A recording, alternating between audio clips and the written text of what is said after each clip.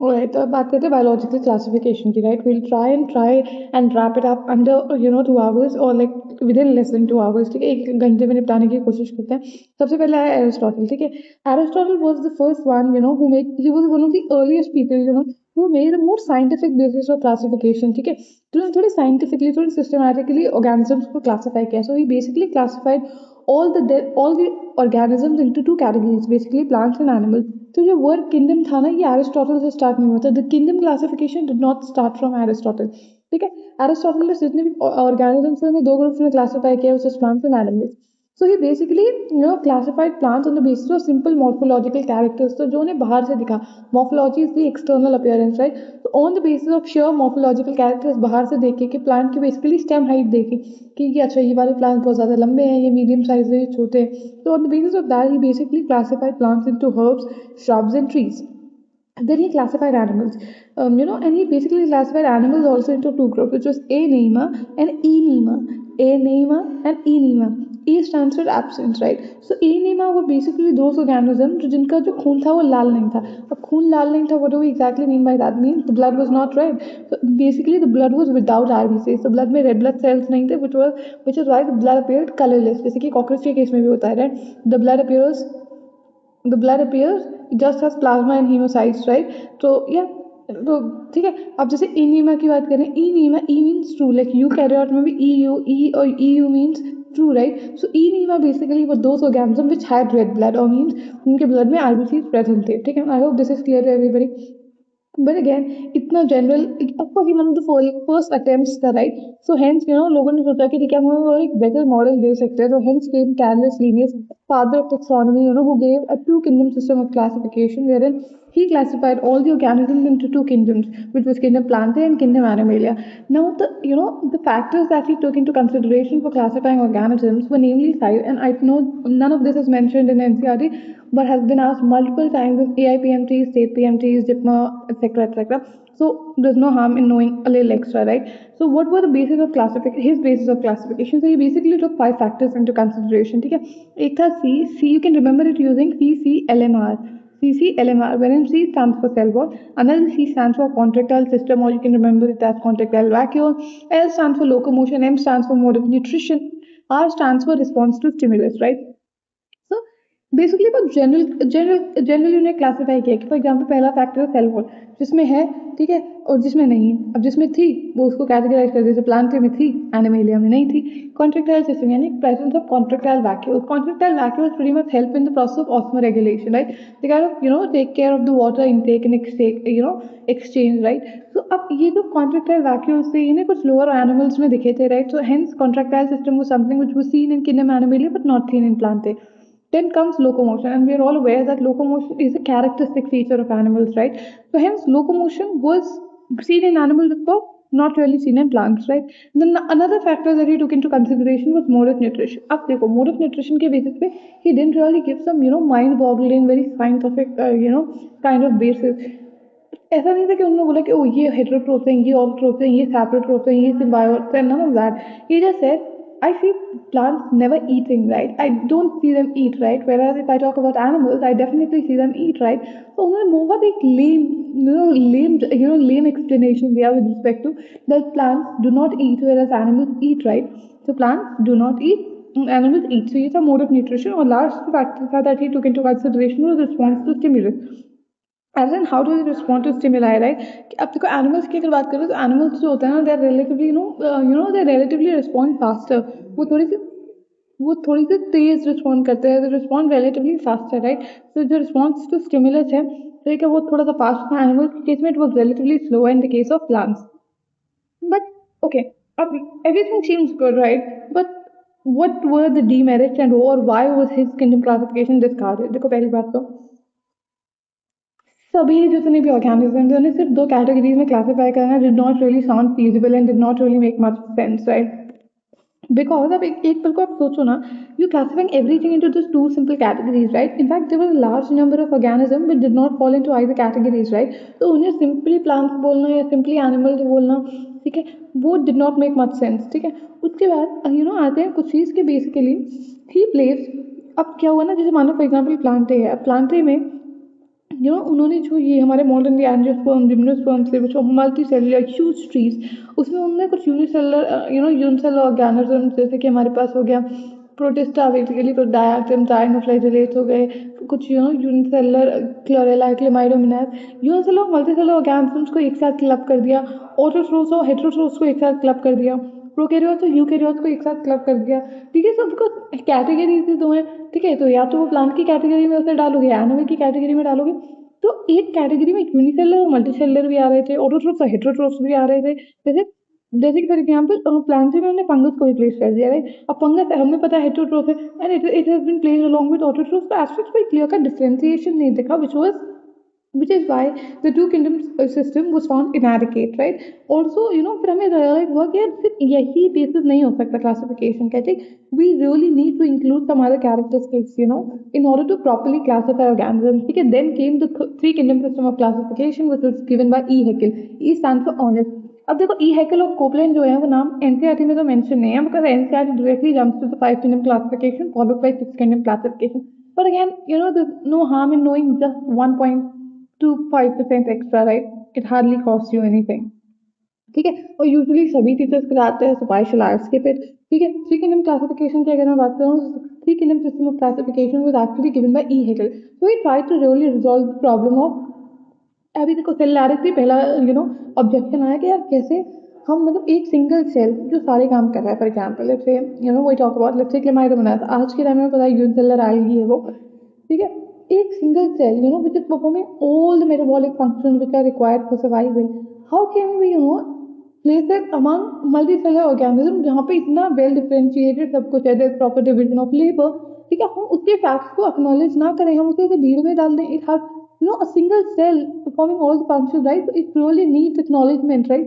So to acknowledge unicellular organisms, he formed a separate category जिसका नाम था protista. he formed kingdom protista। अब kingdom protista में basically उन्होंने क्या किया, kingdom protista में उन्होंने सारे यूनिसेलुलर ऑर्गेनिजम्स को डाल दिया। किंगडम एनिमेलिया, किंगडम प्लांटा तो ऑलरेडी है, और किंगडम एनिमेलिया, किंगडम प्लांटा में जितने भी यूनिसेलुलर ऑर्गेनिजम्स थे, they were placed in kingdom Protista. But what do you think, has the mystery been solved? No, not yet, ठीक है। Has the problem been resolved? Not yet. तो जब उन्होंने सारे यूनिसेलुलर ऑर्गेनिजम्स को एक साथ डाल दिया, अब आई दूसरी problem which was about the cell type, ठीक है, कि सेल टाइप में एज एन कि प्रोकैरियोट्स भी थे, यूकैरियोट्स भी थे। हमें पता है आज के टाइम में यूनिसेलुलर यूकैरियोट्स भी होते हैं, यूनिसेलुलर प्रोकैरियोट्स भी होते हैं। अब प्रोटिस्टा में प्रोकैरियोट्स और यूकैरियोट्स दोनों आ गए, ठीक है। अब यहाँ पे कंफ्यूजन स्टार्ट हुई। अब द क्वेश्चन अराइव्स कि यार prokaryotes, the most primitive organisms on the planet, the first ones to arrive indeed, right? We can't just take them lightly, right? वो बेचारे पहले organisms थे जो planet पे आए when no other life form could possibly exist, and which is why we really need to acknowledge the fact that they were the first ones, ठीक है। and which is why eukaryotes और prokaryotes को एक separately classify कर दिया गया। Then came Sir Copeland, which was Herbert Copeland. He gave the four kingdom system of classification, wherein he classified all the prokaryotes into one single separate category, which was Monera, right? So now we have four kingdom system of classification, which was Monera, Protista, Plantae, and Animalia. Monera में सारे place हो गए unicellular prokaryotes. Protista basically had all the unicellular eukaryotes. Plantae and Animalia the multicellular organisms, right? But अभी भी mystery पूरी तरीके से solve नहीं हुई थी. The problem was not yet completely resolved. Why do I say so? Fungus एक ऐसा ऑर्गेनिज्म था जिसने एंड तक बहुत ज्यादा कंफ्यूजन क्रिएट की, साइंटिस्ट और बॉटनिस्ट और इनफैक्ट बायोलॉजिस्ट को neither place it in plant और एनिमलिया, बिकॉज बहुत ही एक प्योर ऑर्गेनिज्म था शुरू से। Then came R H. Whittaker in the year 1969, तो ही वाज लाइक यार एक काम करते हैं, let's just solve the problem by giving kingdom fungi, मतलब by giving fungus a separate kingdom altogether, because ये जो organisms है ये किसी भी kingdom में properly fit ही नहीं हो रहे हैं। neither they can be placed in Monera and Protista because they are not unicellular, they can't be placed among Plantae because they do not synthesize their own food, they cannot be placed among animals because they have a cell wall, right? So which is why R.H. Whitaker came up to the conclusion that why not let's just assign kingdom fungi a whole separate kingdom, right? So he gave the five kingdom system of classification, wherein he classified organisms into Monera, Protista, fungi, Plantae, and Animalia. What were the bases? अब याद रखो, I'm sure all of you must have your NCERTs with you, and if you do not, I'm giving you 30 seconds. Come on, or a minute, to go quickly fetch your NCERTs and open it up, because I might not need it at the moment, but I would highly recommend all of you to kindly open your NCERTs and make quick pointers, and yeah, that's how you can flip the pages and completely recap it along with me. Alright. तो आई am sure कि वहाँ पे ना biological classification में second page पे ना एक table दे रखी होती है, यूजुअली वो येलो कलर की टेबल होती है, जहाँ पे पांचों किंगडम्स को उन्होंने क्लासिफाई किया, and all the characters that we took into consideration, right. So I already drawn that table, ठीक है। I would want all of you to open up your respective books, ठीक है। तो अब देखो तो पांच किंगडम क्या थे, Monera, Protista, Fungi, Plantae, and Animalia, right. And what were the characters that he took into consideration, और क्या बेसिस था उनकी क्लासिफिकेशन, क्या पहला था सेल टाइप, फिर nuclear membrane, cell wall composition, body organisation, mode of nutrition, right. तो cell type की अगर मैं बच्चों बात करूँ, सेल टाइप में बेसिकली कि या तो प्रोकैरियोट है या यूकैरियोट है। तो मोनेरन्स, मोनेरन्स वो characterised as prokaryote, pro means primitive and karyote means, pro means before and carol means nucleus, right? So before nucleus, as in like they did not really have a proper well-defined nucleus. Genetic material definitely था, as a proper nucleus, with proper nuclear membrane, वो सब कुछ नहीं था, right? So monerans were categorized as prokaryotes. So monerans के अलावा फिर जितने भी थे, protista, Fungi, plant, animalia, they were all categorized as eukaryotes. फिर आई न्यूक्लियर मेम्ब्रेन की बात। न्यूक्लियर मेम्ब्रेन की अगर मैं बात करूँ बच्चों, तो न्यूक्लियर मेम्ब्रेन को, ठीक है, न्यूक्लियर मेम्ब्रेन, अब बिकॉज मोनेरन प्रोकैरियोट्स है, prokaryotes means primitive organism who which did not really even have a proper well defined nucleus, तो इनमें तो न्यूक्लियर मेम्ब्रेन एब्सेंट होगी, ठीक है। बट इसके अलावा जितने भी हैं, Protista, Fungi, plant, and Animalia, they all had a well defined nuclear membrane, hence the name eukaryote. Eu means true, karyon means nucleus, इनके पास एक ट्रू वेल डिफाइंड न्यूक्लियस था विद मेम्ब्रेन्स, राइट। फिर तीसरा factor that we took into consideration was cell wall composition. Cell wall NCERT लिखती है, but cell wall में भी एग्जैक्टली हम क्या देख रहे थे, सेल वॉल की composition, what is it exactly made up of. अब मैं अगर बात करूँ बच्चा मोनेरा की, तो मोनेरा में एनसीईआरटी बोलती है इट्स नॉन सेल्यूलोसिक, ठीक है। अब देखो, और नीचे फिर एनसीईआरटी बोलती है not mistaken it's polysaccharide plus amino acid, ठीक है। बट आज के टाइम में now that we have completed the entire of syllabus and now it's just the final recap that we are trying to do here, we're all aware that in the Monera, I mean, the composition of cell wall is peptidoglycan, right? It's made up of peptidoglycan. But अगर आप NCERT का perspective देखो, so ideally, in class 11, biological classification is the second chapter that you read after living world, right? So a peptidoglycan is a word that none of us have heard, in our junior grades, right? It's I'm sure there will be exception, kids from IB boards and ICSE boards, they might have, but of course, coming from an ICSE board, personally speaking, even I didn't hear the word peptidoglycan ever before I stepped into class 11, ठीक है। तो because NCERT बोलती है कि बच्चों को ऐसे peptidoglycan का मतलब तो अभी पता नहीं है, तो एक काम करते हैं, इसकी कॉम्पोजिशन लिख देते हैं पॉलीसेकेराइड प्लस अमीनो एसिड, बात तो वही होगी, बस इसको जिस कहते हैं ना बच्चों को आप सिंप्लीफाई करके बता देते हैं, बिकॉज हमें आज पता है पेप्टिडोग्लाइकन और पेप्टाइड मतलब क्या होता है, अमीनो एसिड की short chains of amino acid. So basically peptido means proteins और amino acid, and glycan means sugar, right. तो उन्होंने वही तो लिखा है, ग्लाइकन यानी शुगर यानी पॉलीसैकेराइड प्लस पेप्टाइडो, पेप्टाइडो मतलब अमीनो एसिड, ठीक है। तो they have simplified and given you the term, but cell आप देखोगे जो cell the unit of life है उसमें वो क्लियरली मेंशन करता है पेप्टिडोग्लाइकन, ठीक है। तो मोलेरा में हमें क्लासिफिकेशन समझ में आ गई पेप्टिडोग्लाइकन। फिर हम बात करते हैं प्रोटिस्टा की। प्रोटिस्टा में it's present in some protist, not all protist have cell wall, ठीक है। और ये आप डिटेल में देखोगे जब हम किंगडम प्रोटिस्टा को डिस्कस करेंगे आज तक। प्रोटिस्टा में सेलुलोसिक सेल वॉल होती है जो भी कुछ में ही प्रेजेंट होती है, सब में नहीं प्रेजेंट होती है। फिर आई फंगस। फंगस की अगर मैं बात करूँ, फंगस में एक्चुअली सेल वॉल प्रेजेंट होती है, बट इट्स फंगल सेलुलोज, जिसको हम काइटिन बोलते हैं। प्लांट्स में सेलुलोज की सेल वॉल होती है, इट्स प्रेजेंट, एंड एनिमल्स में इट वॉज एब्सेंट। फिर आता है तीसरा चौथा factor which was body organisation, कि बॉडी बेसिकली बॉडी में है क्या ऑर्गेनाइजेशन में। तो मोलेरा में as per NCERT it's cellular, cellular मतलब एक सिंगल सेल ही है, सिर्फ एक सिंगल सेल ही है। प्रोटिस्टा में भी एनसीईआरटी सेल्यूलर ही बोलती है, लेकिन सेल्यूलर से what does it exactly mean, just means कि सिर्फ सेल ही प्रेजेंट है। सेल जैसे क्लवों की टिश्यूज भी ना बना पाए क्योंकि एक ही सिंगल सेल है। फंगस में बात करूँ तो फंगस में तभी एनसीईआरटी बोलती है मल्टी सेल्युलैरिटी दिखने लगती है, मल्टीपल सेल्स कम टुगेदर, और प्रॉपर ऐसे वेल डिफाइंड टिश्यूज तो नहीं बनते, थैलस जैसा स्ट्रक्चर अपीयर होने लगता है, it's like a loose tissue organisation. फिर प्लांटी की अगर हम बात करें तो प्लांटी में हम थोड़ा सा और अपडेट हो जाते हैं, प्लांट्स में भी सी टिश्यू सिस्टम्स एंड ऑर्गन्स तक दिखते हैं, राइट। प्लांट्स में आप देखो we have roots, stem and leaves, right? Roots, stem and leaves, these are the basic organs, right? The primary organs, right? Flower वगैरह सब organ level organ तक हमें plants में भी दिखता है, but animals they went one notch ahead, and they in fact develop proper organ systems. तो animals में आपको tissues, organ systems भी दिखाई देते हैं। I hope that is clear to everybody. And last factor that we took into consideration was mode of nutrition. Mode of nutrition की अगर मैं बात करूँ, तो मोनेरेंस को उन्होंने क्लासिफाई किया into two categories. Monerans could either be autotrophs और heterotrophs। Monerans could either be autotrophs और heterotrophs, ठीक है। अब ऑटोट्रोफ और हेटेरोट्रोफ में भी फर्दर क्लासिफिकेशन थी मोनेरेंस के केस में। मोनोरेंस, इनफैक्ट मोनोरेंस के लिए एक लाइन भी है कि मोनोरेंस जो होते हैं दे show the widest metabolic diversity, मतलब इतना ज़्यादा डाइवर्स है इनका metabolism, the most extensive, the most widest metabolic diversity, कि हर तरीके का मोड न्यूट्रिशन शो कर रहे हैं भाई। ऑटोट्रोफ्स में कीमोसिंथेटिक ऑटोट्रोफ्स में यानी केमिकल्स की मदद से अपना फूड बना रहे हैं, फोटो ऑटोट्रोफ्स में यानी लाइट की मदद से अपना फूड बना रहे हैं। इसमें भी आप पूरा क्लासिफिकेशन देखते हो कि photolithoautotroph etcetera etcetera, but without getting into those nitty gritties we will deal with them separately. पे हेटेरोट्रोफ में भी सब दिखा रहे हैं, ये सैप्रोफाइटिक है, ये पैरासाइटिक है, ये all of those mode of nutrition that pretty much showing they're covering every mode of nutrition, so to say। ठीक है, सबसे वाइड है, सबसे डाइवर्स मेटाबॉलिक जो दिख one second, तो सबसे वाइडेस्ट मेटाबॉलिक डाइवर्सिटी जो इसमें दिखती है वो किंगडम होनेरा है। ठीक है, उसके बाद प्रोटिस्टा की बात करूँ, प्रोटिस्टा में basically protist are both autotrophs and heterotrophs, but autotrophs में सिर्फ फोटोसिंथेटिक ऑटोट्रोफ्स दिखते हैं, एनिमल्स की तरह नहीं कि फोटो भी दिख रहे हैं, फोटोसिंथेटिक कीमोसिंथेटिक सब दिख रहे हैं, सिंपल फोटो ऑटोट्रोफ और हेटेरोट्रोफ्स। ठीक है, फंगस की बात करें, फंगस हेटेरोट्रोफिक होती है, और हेटेरोट्रोफिक में भी कौन सी, या तो सैप्रोफिटिक हो सकती है, मोस्टली सैप्रोफिटिक होती है, which mean feeds on dead and decaying organism, पर सिर्फ सैप्रोफिटिक नहीं होती, कुछ फंगस होती है विच आर पैरासिटिक, जैसे रस्ट फंगस। ठीक है, रस्ट पिसीनिया बेसिकली जो भी which causes rust in meet.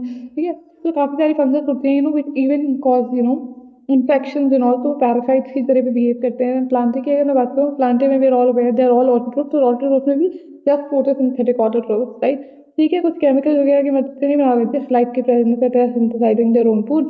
Animals की बात करें तो एनिमल्स हम सब आते हैं एनिमल्स में, and we are all heterotroph. Heterotroph में भी हम क्या क्या शो कर देते हैं, holozoic mode of nutrition show कर देते हैं। ठीक है, holozoic means we first ingest and then we digest. हम सैप्रोफाइटिक मोड ऑफ न्यूट्रिशन भी शो कर देते हैं, कुछ ऑर्गेनिज्म है जो अपने डाइजेस्टिव एंजाइम्स को बाहर रिलीज करते हैं and then they ingest the food, right. तो यू सी ऑल शेड्स। ठीक है, अब अगर आप 5 यूनिट क्लासिफिकेशन अगर आपने पढ़ा है तो उसके जस्ट नीचे आप देखोगे कि एनसीईआरटी कुछ लाइन भी बोलते हैं, if I'm not mistaken, I'm sorry, I must have added here। तो टेबल के नीचे आपने जस्ट एक लाइन देखी होगी। ठीक है, और अगर नहीं देखी तो I also added it for all of you, तो kindly see it now at least. ठीक है, एनसीईआरटी बोलते हैं द मेन क्राइटेरिया, और let's just read from here, R S. Whittaker in 1969 proposed a 5 kingdom classification. The kingdoms defined by him were named Monera, Protista, Fungi, Plantae, and Animalia. The main criteria for classification that was used by him include cell structure। ठीक है, तो क्या क्या उन्होंने consider किए factors. ठीक है, cell का structure, body organisation, mode of nutrition, reproduction and phylogenetic relationship that gives us a comparative account of different characteristics of the 5 kingdoms. तो अब मैंने यहाँ पे स्पेसिफिकली इसको क्यों हाईलाइट किया। ठीक है, the reason behind highlighting this particular point हुआ कि हम ना सिर्फ 5 कैरेक्टर्स जानते हैं, cell type, cell wall, nuclear membrane, body organisation और मोड ऑफ न्यूट्रिशन। पर उसके अलावा अगर आप देखो सेल स्ट्रक्चर तो मतलब हो गया सेल टाइप ही हो गया भाई, प्रोकैरियोट यूकैरियोट। बॉडी ऑर्गेनाइजेशन में हमने पढ़ लिया, सेलुलैरिटी। ठीक है, और मोड ऑफ न्यूट्रिशन भी हमने कवर कर लिया उस टेबल में। बट रिप्रोडक्शन और फाइलोजेनेटिक रिलेशन टेबल में मेंशन है, but they are separately mention in the text, right? So you have to make a note of it। अब मैंने ऐसा क्यों बोला, because AIPMT 2014 AIPMT all India pre medical test में ये एग्जाम आया था और ये बहुत बच्चों का गलत हुआ था, right. A lot of students did end up marking this as incorrect because पहले देखिए क्वेश्चन था 5 kingdom system of classification suggested by R.S. Whittaker is based on A, complexity of body organization, on 2, mode of reproduction, C, mode of nutrition, or D, all of the above। Now the correct answer would be all of the above, right? But a lot of students just ended up marking mode of reproduction। The reason being mode of reproduction text में मतलब उस table में था नहीं, और complexity of body organisation देख के बच्चे घबरा गए, because it was just body organisation की कॉम्प्लेक्सिटी कि कितनी कॉम्प्लेक्स है बॉडी, उस बेसिस पे थोड़ी क्लासिफाई किया हमने।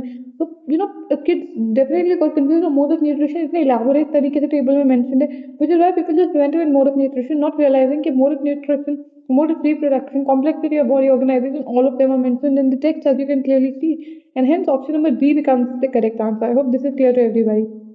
ठीक है, फिर एक और लूप होल जो एक्चुअली में विटेकर की 5 kingdom क्लासिफिकेशन में दिखता है was one text that you will find, and I'm specifically brought certain text जो एक्चुअली में जो वो है ना एनसीईआरटी में जो एम्बिगुअस तरीके से दे रखे हैं, ठीक है, उसको डील कर लेते हैं। बिकॉज एग्जाम में आ गया, you should know how do you approach it. जैसे एनसीईआरटी में बोलती है, विटेकर की पूरी 5 kingdom क्लासिफिकेशन बताई, कैसे कैसे कौन कौन से ऑर्गेनिज्म जो अलग अलग थे वो एक साथ आ गए। उसी में से बोलती है कि the protista has brought together Chlamydomonas and chlorella which were earlier placed in algae with in plant and both having cell walls with paramecium and amoeba, which were earlier placed in the animal kingdom with large cell walls. अब ध्यान रखो, what do we exactly mean by this? Kingdom Protista. Kingdom Protista साथ लाई Chlamydomonas chlorella को, जिन्हें earlier हम किस में रखते थे, algae में रखते थे. We would place them under algae, Thallophyta में under plants, ठीक है. With Chlamydomonas chlorella को किसके साथ लाई? Paramecium amoeba. Paramecium amoeba क्या ciliated? Paramecium ciliated protozoan, amoeba amoeboid protozoan. So basically protozoan, the protista, right? So they were saying कि kingdom protista मतलब are H Whittaker की जो 5 पिन क्लासिफिकेशन थी वो क्लेमाइडोमोनास और क्लोरोफिल को आज के टाइम में हमें पता है. If you go by the latest classification, ठीक है, जैसे एंगलर एंड ट्रेंटल ने जो दी है, इतने सारी क्लासिफिकेशन में आपको बहुत ज़्यादा अपग्रेडेशन होगी. तो हमें पता है कि क्लेमाइडोमोनास और chlorophyll they are actually green algae, right, and hence rightfully place in kingdom Plantae.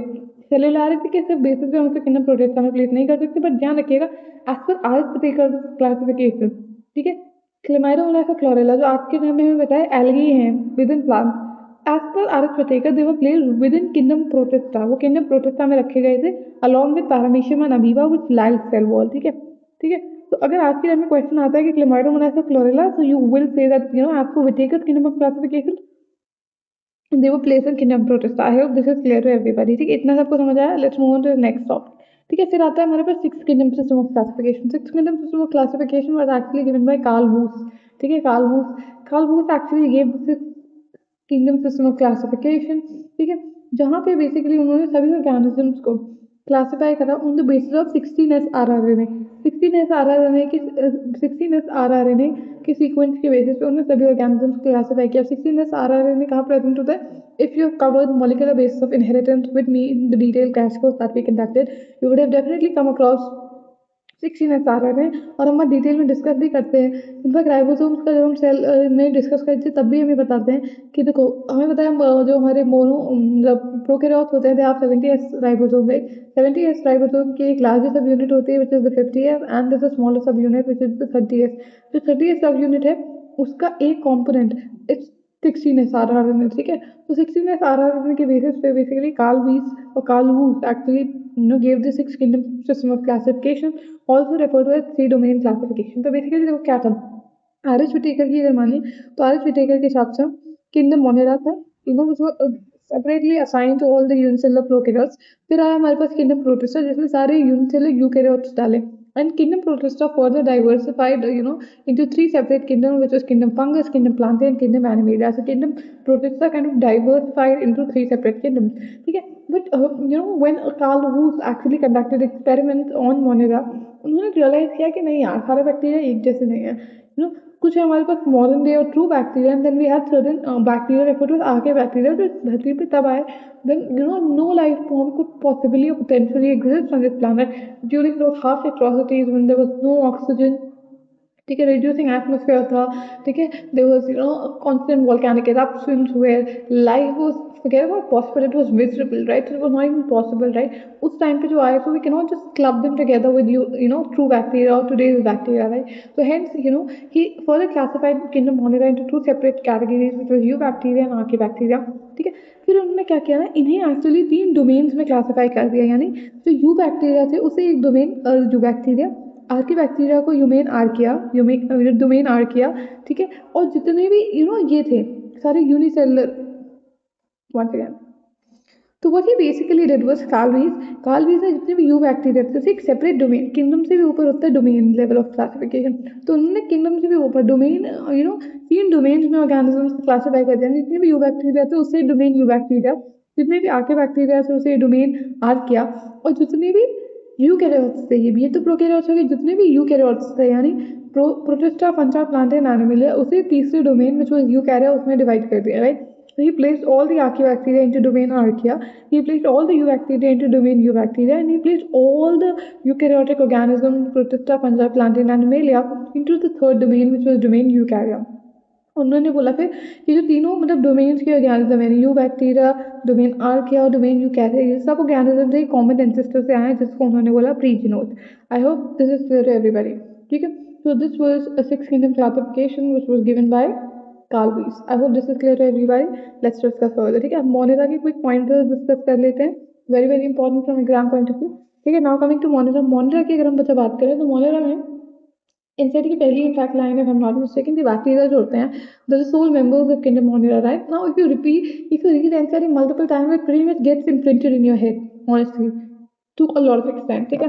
तो पहली लाइन तो if I am not mistaken यही है कि नो बैक्टीरिया जो होते हैं सोल मेंबर्स होते हैं किंगडम मोनेरा के। अपार्ट फ्रॉम दैट मैं अगर बात करूँ जनरली जो किंगडम मोनेरा के मेंबर्स है, पहली बात तो they are all unicellular organisms. Apart from unicellularity they are all prokaryote. Prokaryotes का क्या मतलब है, क्या क्या मतलब प्रोकैरियोट्स का मतलब इनका खुद का कोई वेल डिफाइंड न्यूक्लियस नहीं होता, मतलब they have no nuclear membrane as such, ठीक है, कोई न्यूक्लियर मेम्ब्रेन नहीं है, they have no membrane bound organelles as such. इनका जो न्यूक्लियस है ना वो एक रीजन में प्रेजेंट होता है, जिसे न्यूक्लियर बोलते हैं। इनका कोई प्रॉपर ऐसे जैसे हमारा न्यूक्लियस होता है you know which has been enclose in proper membrane and all, इनका ऐसा नहीं होता। इनके न्यूक्लियस को हम nucleoid, prochromosome, genophore, incipient nucleus कई सारे नामों से जानते हैं। इनका एक्चुअली में जो न्यूक्लियस होता है ना दैट इज सिंगल, सिंगल मतलब सिर्फ एक circular double stranded DNA, single but circular double stranded DNA होता है। दे do not really have any histone protein ऐसा, जिनमें कोई हिस्टोन प्रोटीन वगैरह नहीं दिखते आपको। हमारे में हिस्टोन प्रोटीन होते हैं, so they have certain things. जैसे आप हायर ग्रेड में पढ़ोगे हिस्टोन लाइक प्रोटीन होते हैं जो इन्हों भी पैकेजिंग में मदद कर रहे होते हैं, और ऐसे हिस्टोन प्रोटीन एब्सेंट होते हैं इन प्रोकैरियोट। उसके बाद अगर मैं बात करूँ ऑर्गेनेल्स के नाम पे, इनके पास गिना चुना सिर्फ एक ही ऑर्गेनेल होता है, which was the 70th ribosome, ठीक है। अब you know when multiple ribosome get arranged on a single strand of mRNA, when multiple ribosomes get attached on a single strand of mRNA उसको पॉलीराइबोसोम से polysome भी बोलते हैं। I hope this is clear to everybody, ठीक है।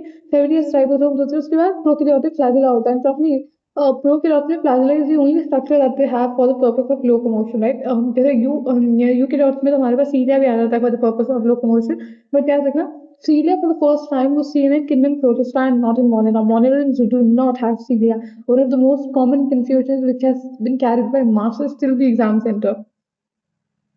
Prokaryotes में सिर्फ flagella होता है एज द लोकोमोटरी स्ट्रक्चर, ठीक है। फ्लैजिला के तीन पार्ट्स होते हैं, this is the basal body, this is the hook and this is the filament, right. Filament is basically the longest portion. और जो ये जो हमारा बेसल बॉडी होता है इसमें बेसिकली प्रोटीन की डिस्क होती है, ठीक है। चार प्रोटीन की रिंग्स होती है, फिर एक हुक होता है which is connected in the basal body with the filament, और filament is actually what helps the bacteria in locomotion. उसके बाद no cyclosis. Cyclosis nothing but cytoplasmic streaming. Cytoplasm जो है ना वो एक सेल के अंदर से जैसे रुका हुआ नहीं है, it's constantly moving, the cytoplasm is constantly moving to ensure that nutrients are being transported well, everything is happening in a well regulated manner, सब कुछ सबको पहुंच रहा है, ठीक है। And that is going through the presence of cytoskeleton, right. तो eukaryote में ये फीचर सिर्फ इसलिए दिख पाता है, और यूकैरियोट्स में भी इतने हर यूकैरियोट में दिखेगा, but mostly you do see it in eukaryotes, right? Now that is owing to the presence of cytoskeleton, which is absent in the case of monogen, and which is why you do not really see any cyclosis or cytoplasmic streaming. उसके बाद if I'm not mistaken NCERT बात करती है about the habitat। अगर मैं in general habitat की बात करूँ तो ऐसा आप कोई पिन पॉइंट करके तो नहीं बोल सकते कि मोनेरन यहाँ प्रेजेंट होता है। मोनेरन जिनमें बैक्टीरिया फोर मेंबर्स हैं, bacteria are just everywhere, right. From the air that you're inhaling, ठीक है, the atmosphere around you, from the table, ठीक है, to the sand, to the deserts, the mountains, the snows, the deep ocean, the hot sulfur springs, hydrothermal vents, you name it and they are present in it. It's like you name it, they're present in it. So they are everywhere, and hence we define the terminology for organisms which are present everywhere, which are referred to as ubiquitous. तो मैं बोलती हूँ bacteria जो है they ubiquitous in nature. Ubiquitous mean the pretty much present everywhere, ठीक है, हर जगह आपको नजर आ जाएंगे, ठीक है। Apart from that if I were to describe the next pointer that comes to my mind is the shapes, right. So bacteria को basically हम मतलब of course there are many shapes of bacteria, and again of course when you enter respective colleges you will study about the different shapes, but mainly at our basic levels, at the level of NEET QT, we still categorize them on the basis of four major shapes, right। तो basically चार major shapes होती हैं। पहली है कोकस, ठीक है, which is round, coccus is spherical bacteria, then we have bacillus, bacillus is rod shaped as you can clearly see, most common bacillus is there। then we have vibrio, ठीक है, which is coma shaped, then we have spirillum which is spiral shape, right। तो चार तरीके के bacteria होंगे। अगर आप अपने एनसीईआरटी खोलोगे तो I'm diagram out of given, लेकिन you can definitely refer to it. एक एग्जांपल की अगर इसमें बात करो, मान लो अगर हम कोकस की बात करते हैं तो कोकस में हमारे पास क्या जाता है, डिप्लोकोकस, स्ट्रेप्टोकोकस, स्टेफिलोकोकस, ठीक है, मोस्ट कॉमन है, ठीक है। बैसिलस की अगर मैं बात करूँ, बैसिलस की अगर मैं बात करूँ तो हमारे पास क्या जाता है, थायोबैसिलस, लैक्टोबैसिलस, ये तो सारा आता है, ठीक है। उसके बाद विब्रियो में तो विब्रियो कॉलेरा, ठीक है। स्पाइरलम की बात करूँ, एजोस्पाइरलम, रोडोस्पाइरलम, ठीक है, all of these. I hope this is clear to everybody. Monera के जैसे कि मैंने बोला था even while giving the 5 kingdom classification, I just categorically mentioned where that they show. I mean, this bacteria, the monitoring shows the most extensive metabolic diversity. ठीक है, सबसे ज़्यादा मैक्सिमम न्यूट्रिशनल मेटाबॉलिक डाइवर्सिटी दिखाते हैं, हर मोड ऑफ न्यूट्रिशन शो कर रहे होते हैं। और एनसीईआरटी में एक बहुत अच्छी लाइन भी है, with respect to modern, wherein NCERT says, although bacteria का जो structure is that is very very simple, but they are very complex in behavior, right? So simple structure, they have a very simple structure, but they have a very very complex behavior। का structure देखो तो structure में एक single cell है यार, कोई ऐसा कोई मेजर ऑर्गेनेल भी नहीं है, ऑर्गेनेल के नाम पे सिर्फ गिना चुना 70 राइबोसोम है, और गिने चुने थोड़े बहुत स्ट्रक्चर है, तो they have a very simple structure, but they are very very complicated in terms of behaviour. And why do I use the word complicated? Because you can understand the complexity of their behavior by looking at the kind of habitats they're present in, right? All the way from deep sea hydrothermal vents to hot sulfur springs to hypersaline lagoons, they are found everywhere. So of course कुछ तो complexity है ना behavior में, which is why they which is why they're able to which is why they're able to be present, which is why kind of they're able, which is why they're able, which is why they're present everywhere, right? I hope this is clear to everybody। ठीक है, उसके बाद बच्चे जो दूसरा factor हम consideration में लेते हैं, it is the mode of respiration. It is the mode of respiration. हम मोड ऑफ रेस्पिरेशन की अगर बात करें तो मोड ऑफ रेस्पिरेशन के बेसिस पे we have aerobic bacteria and we have anaerobic bacteria. ठीक है, aerobic means those which require oxygen and anaerobic means those which do not require oxygen, right? तो वो जिन्हें ऑक्सीजन चाहिए, जिन्हें ऑक्सीजन नहीं चाहिए, इसमें भी हम खुद दो कैटेगरीज में डिवाइड कर देते हैं। We have obligate anaerobe, then we have facultative anaerobe. Obligate anaerobe की अगर बात करूं, obligate you can replace the word obligate with necessary for survival. ठीक है, मतलब चाहिए ही चाहिए, मतलब obligate means necessary for existence, तो नेसेसरी टू सर्वाइव, राइट? तो ऑब्लिगेट मतलब अगर मैं कहूँ ऑब्लिगेट एरोब, ऑब्लिगेट एरोब का मतलब क्या हो जाएगा? ऑब्लिगेट एरोब मतलब they do require oxygen for their survival, right? तो मैं कहती हूँ ऑब्लिगेट एरोब मतलब ऑक्सीजन चाहिए ही चाहिए। ठीक है, ऐसे जब मैं बोलती हूँ ऑब्लिगेट एनारोब मतलब दे स्ट्रिक्टली एनारोबिक यानी ऑक्सीजन कतई नहीं चाहिए, ऑक्सीजन बिल्कुल नहीं चाहिए, they won't be able to survive in the presence of oxygen, तो स्ट्रिक्टली एनारोबिक है। फैकल्टेटिव को आप रिप्लेस कर सकते हो, facultative is actually the antonym of obligate. Facultative को आप रिप्लेस कर सकते हो कभी कभी विद कभी कभी। तो बनाए थे फैकल्टेटिव एरोबिक। फैकल्टेटिव एरोबिक मतलब फैकल्टेटिव एरोब मतलब कभी कभी एरोबिक, कभी कभी एरोबिक मतलब कभी कभी ऑक्सीजन चाहिए। तो अगर कभी कभी एरोबिक है तो मोस्टली क्या है? मोस्टली एनारोबिक है, यानी फैकल्टेटिव एरोब एक्चुअली में एनारोबिक ऑर्गेनिज्म है। ठीक है, और ऐसे ही अगर बात करूँ facultative anaerobic organism, facultative anaerobic मतलब फैकल्टेटिव मतलब कभी कभी, एनारोबिक मतलब कभी कभी ऑक्सीजन नहीं चाहिए, यानी कभी कभी ऑक्सीजन नहीं चाहिए, यानी मोस्टली ऑक्सीजन चाहिए। फैकल्टेटिव एनारोब बेसिकली एरोब्स आ जाते हैं। I hope you are able to make that distinction very very well. ठीक है, moving on to the next category which is the mode of nutrition. Right now let's discuss the mode of nutrition. Mode of nutrition is also relatively simpler. और अगर मैं mode of nutrition के basis पे देखो तो mode of nutrition के basis पे हम organisms को basically classify करते हैं into autotrophs and heterotrophs। We basically classify them into two categories, which is autotrophs and heterotrophs। autotrophs और heterotrophs में भी बहुत further सब categorization आ जाती है। autotrophs में भी they're not just photosynthetic autotrophs, they're also chemosynthetic। और इसमें भी actually में अभी आप देख रहे हैं actually और ज़्यादा है photolitho autotrophs। this autotroph is we have a lot of distinction within this as well, but not really relevant, hence we refrain ourselves from discussing that।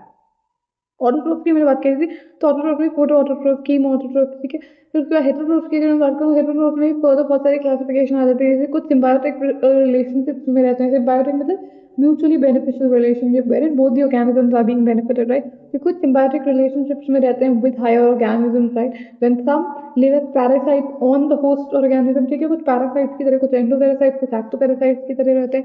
Some show saprophytic mode of nutrition wherein the feed on dead and decaying organisms. So I hope this is clear to everybody. The last factor that we must take into consideration is the mode of reproduction, right?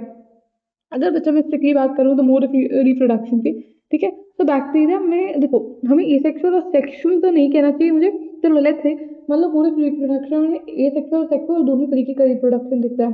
When I talk about asexual reproduction is mainly by binary fission, which is एक bacteria दो में divide हो गया है। तो asexual reproduction is mainly with the help of binary fission, right?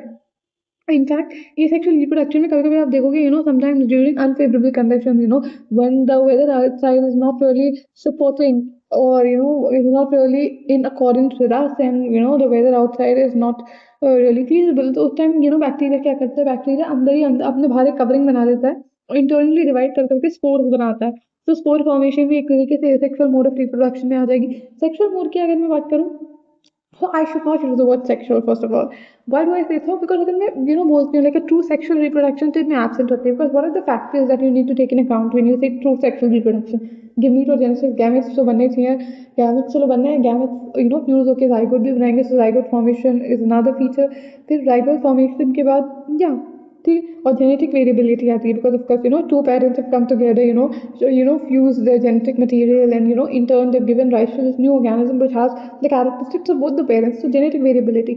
But actually में इन तीनों में से सिर्फ थर्ड फैक्टर दिखता है, दो फैक्टर्स नहीं दिखते, यानी you do not see any gamete formation here, you do not see the formation of a zygote, but all you see is genetic variability. Genetic variability देखिए, इसलिए हम इसे बोलते हैं that there's a sort of sexual reproduction which is happening in bacteria, ठीक है, which is referred as parasexuality. Para means like false, not complete, like true sexual reproduction नहीं, because gametes नहीं बन रहे, zygote नहीं बनना, ठीक है, none of those things are happening, but genetic variation कहीं ना कहीं दिख जाती है, ठीक है. So it's a it's a sort of sexual reproduction. एक तरीके का DNA ट्रांसफर है, जैसे एक बैक्टीरिया दूसरे बैक्टीरिया को अपने DNA ट्रांसफर कर दे रहा है और थोड़ी सी जेनेटिक वेरिएशन आ जा रही है.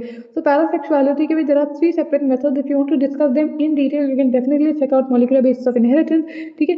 यहाँ पे एनसीईआरटी में नहीं मेंशन है, इनफैक्ट एनसीईआरटी में सिर्फ ऐसे नाम ही नहीं मेंशन है. एनसीईआरटी में सिर्फ but the 3 ways using which it can show parasexuality are transformation, conjugation and transduction respectively.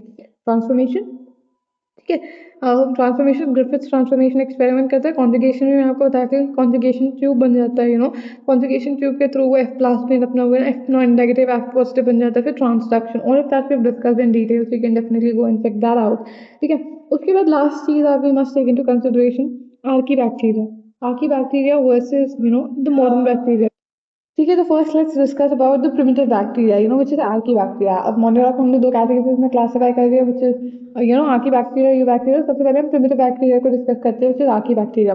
Archaebacteria special है, of course, owing to the fact that they live in some of the most harshest habitats, where you cannot even think that life is feasible. They exist there, so of course they need special recognition and mention, which is why NCERT mentions it separately, and so will we. ठीक है.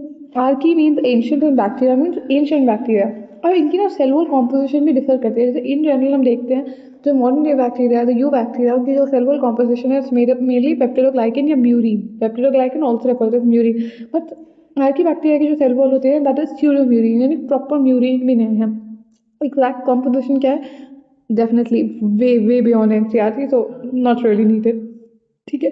Actually में branching lipids वगैरह भी दिखते हैं, and all of those things not really required. Cell membrane भी आप देखोगे तो सेल मेम्ब्रेन में से फॉस्फोलिपिड बाइलेयर एसिड नहीं दिखती है. Just you see branch chain lipids and all, very very complicated, so let's not just get into those, ठीक है.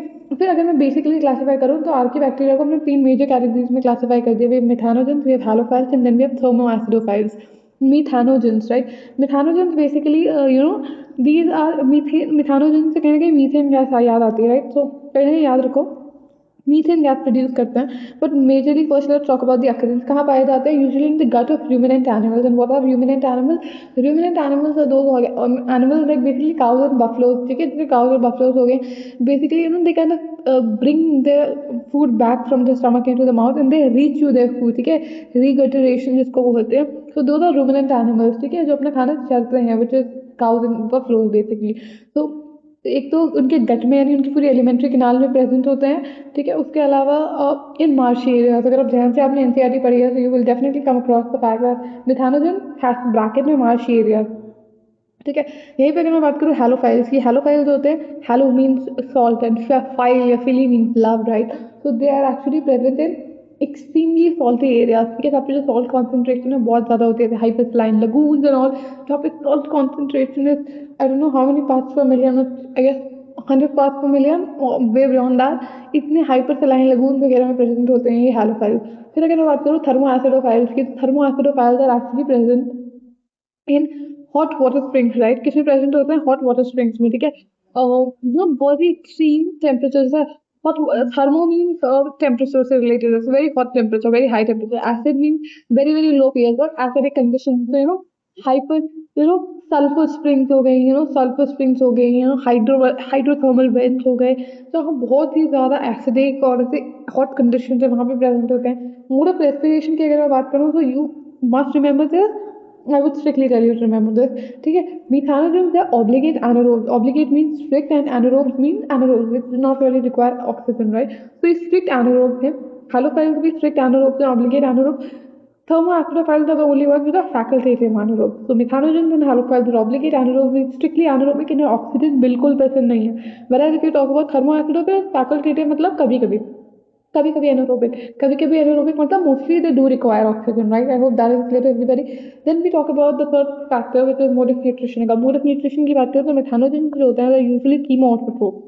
मिथानोजेन जो होते हैं यूजुअली क्या होते हैं, द कीमोऑटोट्रोप. ठीक है, यहीं पे अगर मैं बात करूँ हैलोफाइल्स की, हैलोफाइल्स जो होते हैं यानी you know which live in you know salty areas, they are heterotrophs. ठीक है, and if you talk about thermoacidophiles, ये जो होते हैं ये कीमोऑटोट्रोप्स होते हैं, राइट?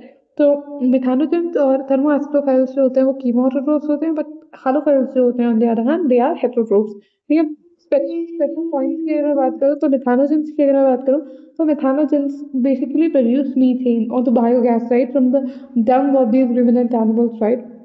तो बायोगैस फॉर्मेशन में इन्वॉल्व होते हैं. अगर मैं हैलोफाइल्स की बात करूँ तो halophiles you know they have a pigment which is similar to the human eye. ठीक है, what is the major pigment of protein which is present in the human eye, which is rhodopsin. आपने सुना तो at least हो गई.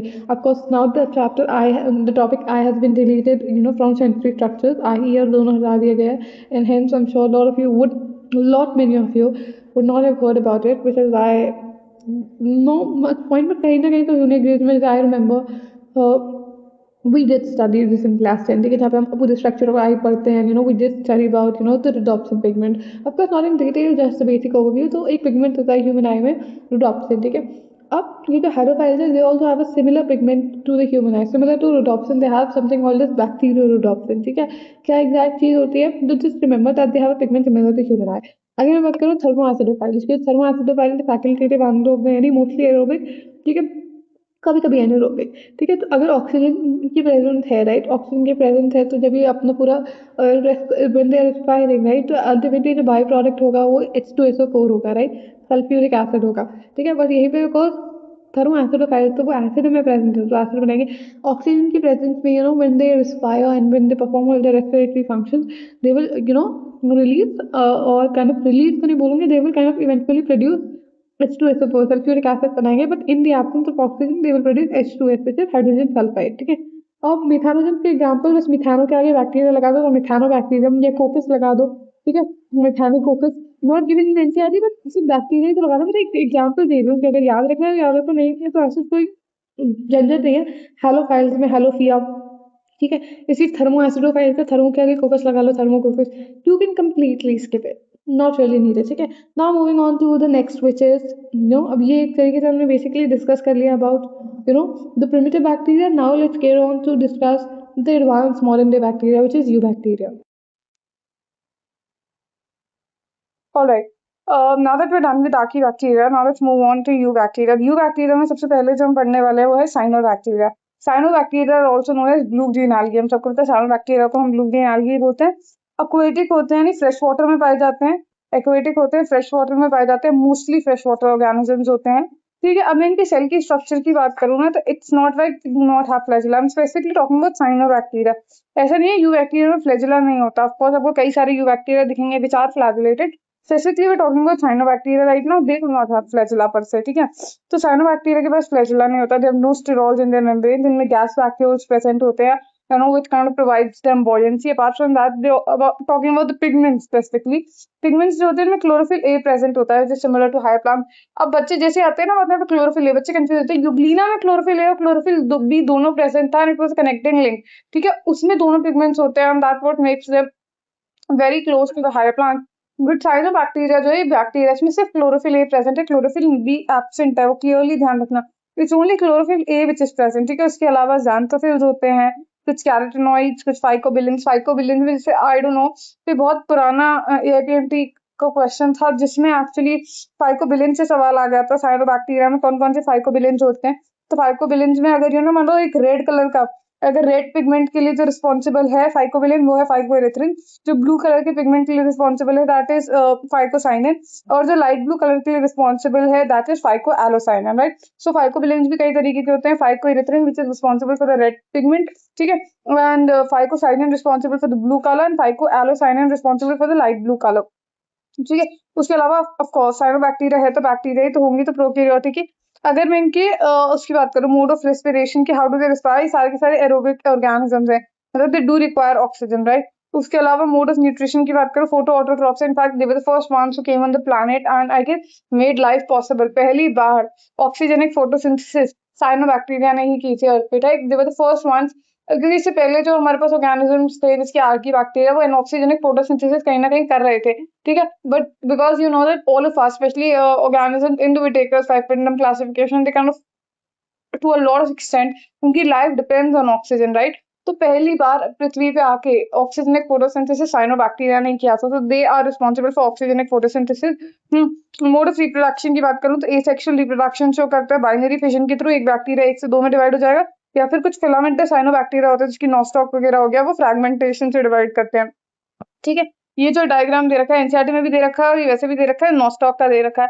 अगर आप इस डायग्राम को ध्यान से देखोगे तो इस डायग्राम में आपको ये कुछ सेल्स नजर आ रहे होंगे, ठीक है। यूजुअली ये देखो ऐसे कई सारे सेल्स अरेंज हो जाते हैं एक साथ, multiple cells kind of arranged in the form of colonies, ठीक है। और ये देखो इसमें आपको दो तरीके के सेल्स नजर आ रहे हैं, साइकिल जूम में 10 just give me a moment। आपको दो तरीके के सेल्स नजर आ रहे होंगे, एक तो आपको ये वाले सेल्स नजर आ रहे हैं, these are referred to as vegetative cells. ये क्या है, वेजिटेटिव सेल।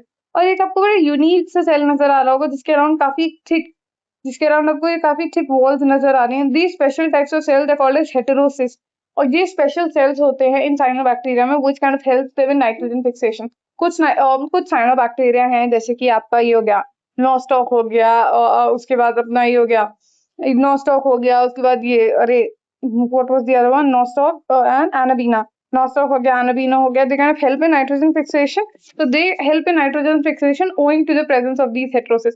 तो वजह हेटेरोसिस जो होते हैं ना, हेटेरोसिस ये जो कुछ स्पेशल सेल्स होते हैं इनकी बॉडी में हेटेरोसिस, पहली बात तो थिक वॉल्ड होते हैं, दे आर थिक वॉल्ड, ठीक है। उसके अलावा they help in nitrogen fixation. Mind you there is no other organism apart from prokaryotic organisms, ठीक है।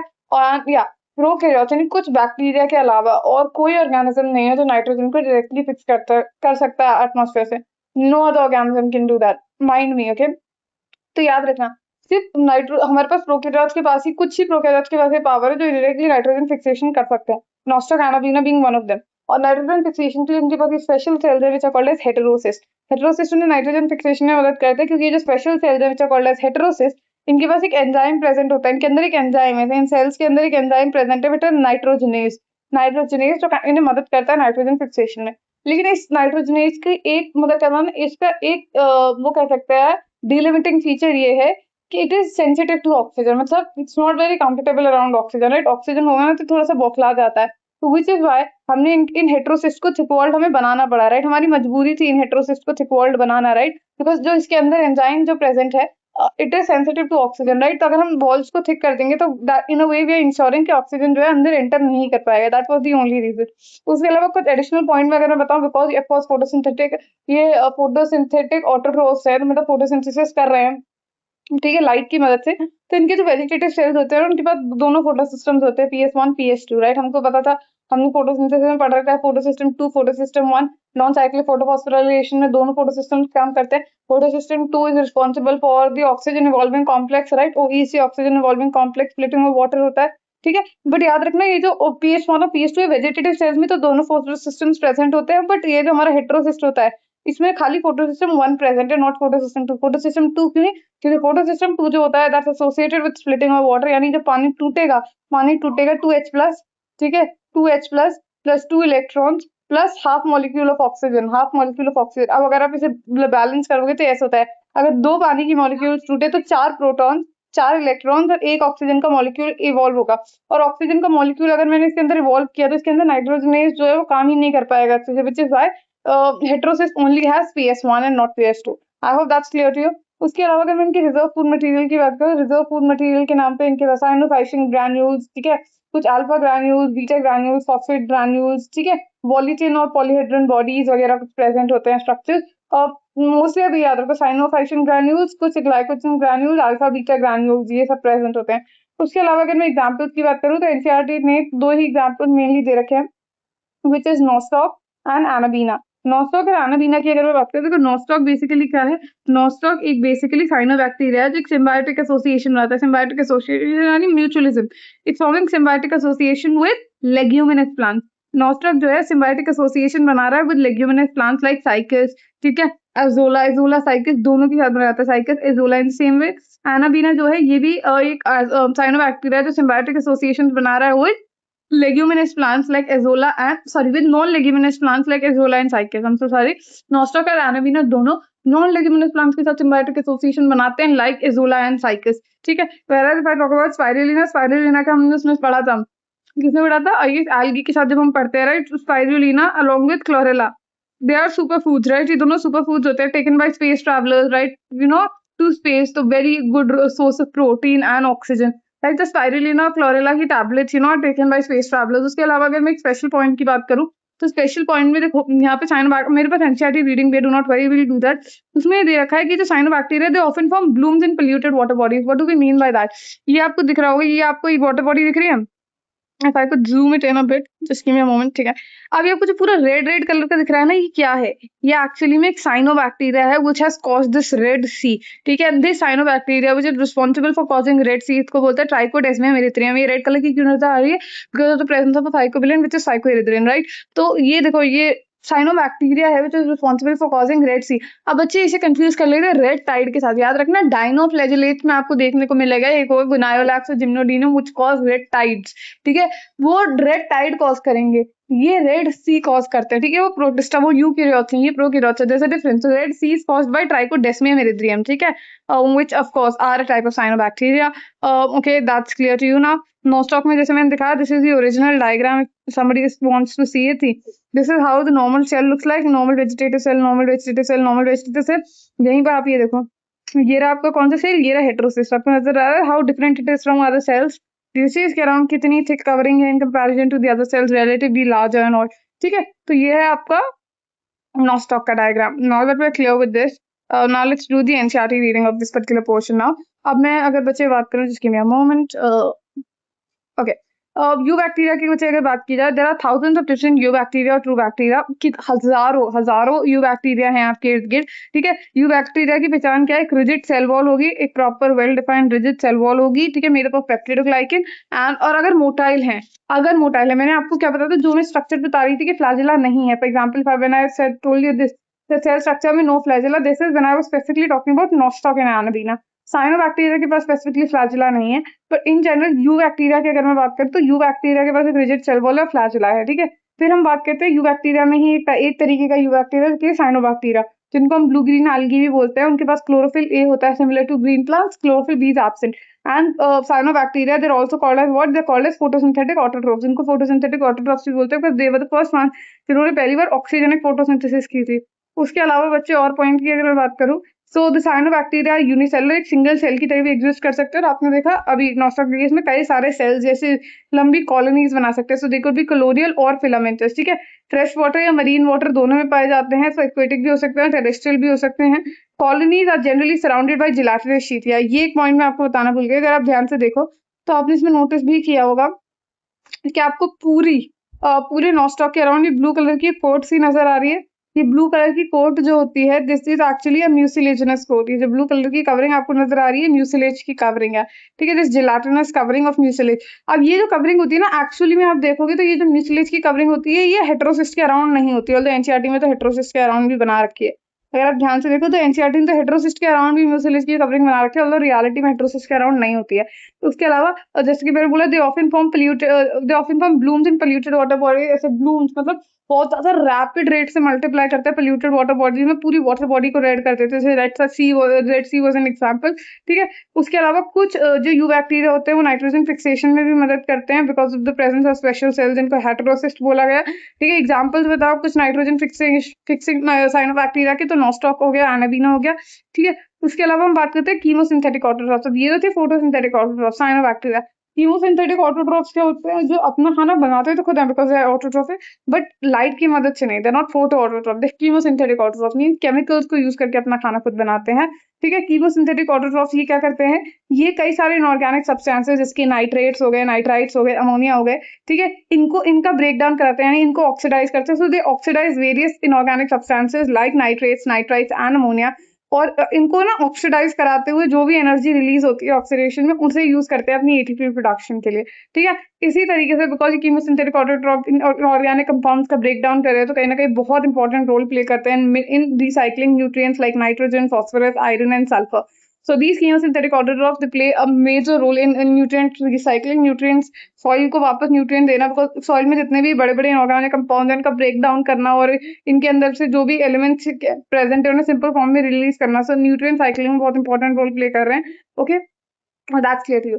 अब बच्चे अगर हम बात करें now that we are done with bacteria, almost done, majority of the bacteria जो होते हैं ना वो हेटेरोट्रोफिक ही होते हैं। Majority of the eubacteria की बात करें हेटेरोट्रोफिक होते हैं। ठीक है, heterotrophic bacteria most abundant in nature. ठीक है, क्योंकि majority of the bacteria just like fungus are decomposers, ये भी क्या कहते हैं डेड और डिकेइंग मैटर पे ही फूड मतलब फीड करते हैं। Many of them have a significant impact on human affairs, कई सारे तो कई इंपॉर्टेंट ह्यूमन से रिलेटेड टास्क भी इन्वॉल्व है। जैसे कि कुछ हेटेरोट्रोफिक बैक्टीरिया आपको देखने को मिलेंगे, they are helpful in making curd from milk, दही जमाने में मदद करते हैं, they make curd from milk. दूध से अगर आपको दही जमाना है तो उसमें कई सारे हेटेरोट्रोफिक बैक्टीरिया आपकी मदद करेंगे। यानी कौन सा हेटेरोट्रोफिक बैक्टीरिया की यहाँ पे बात हो रही है, I am talking about lactobacillus.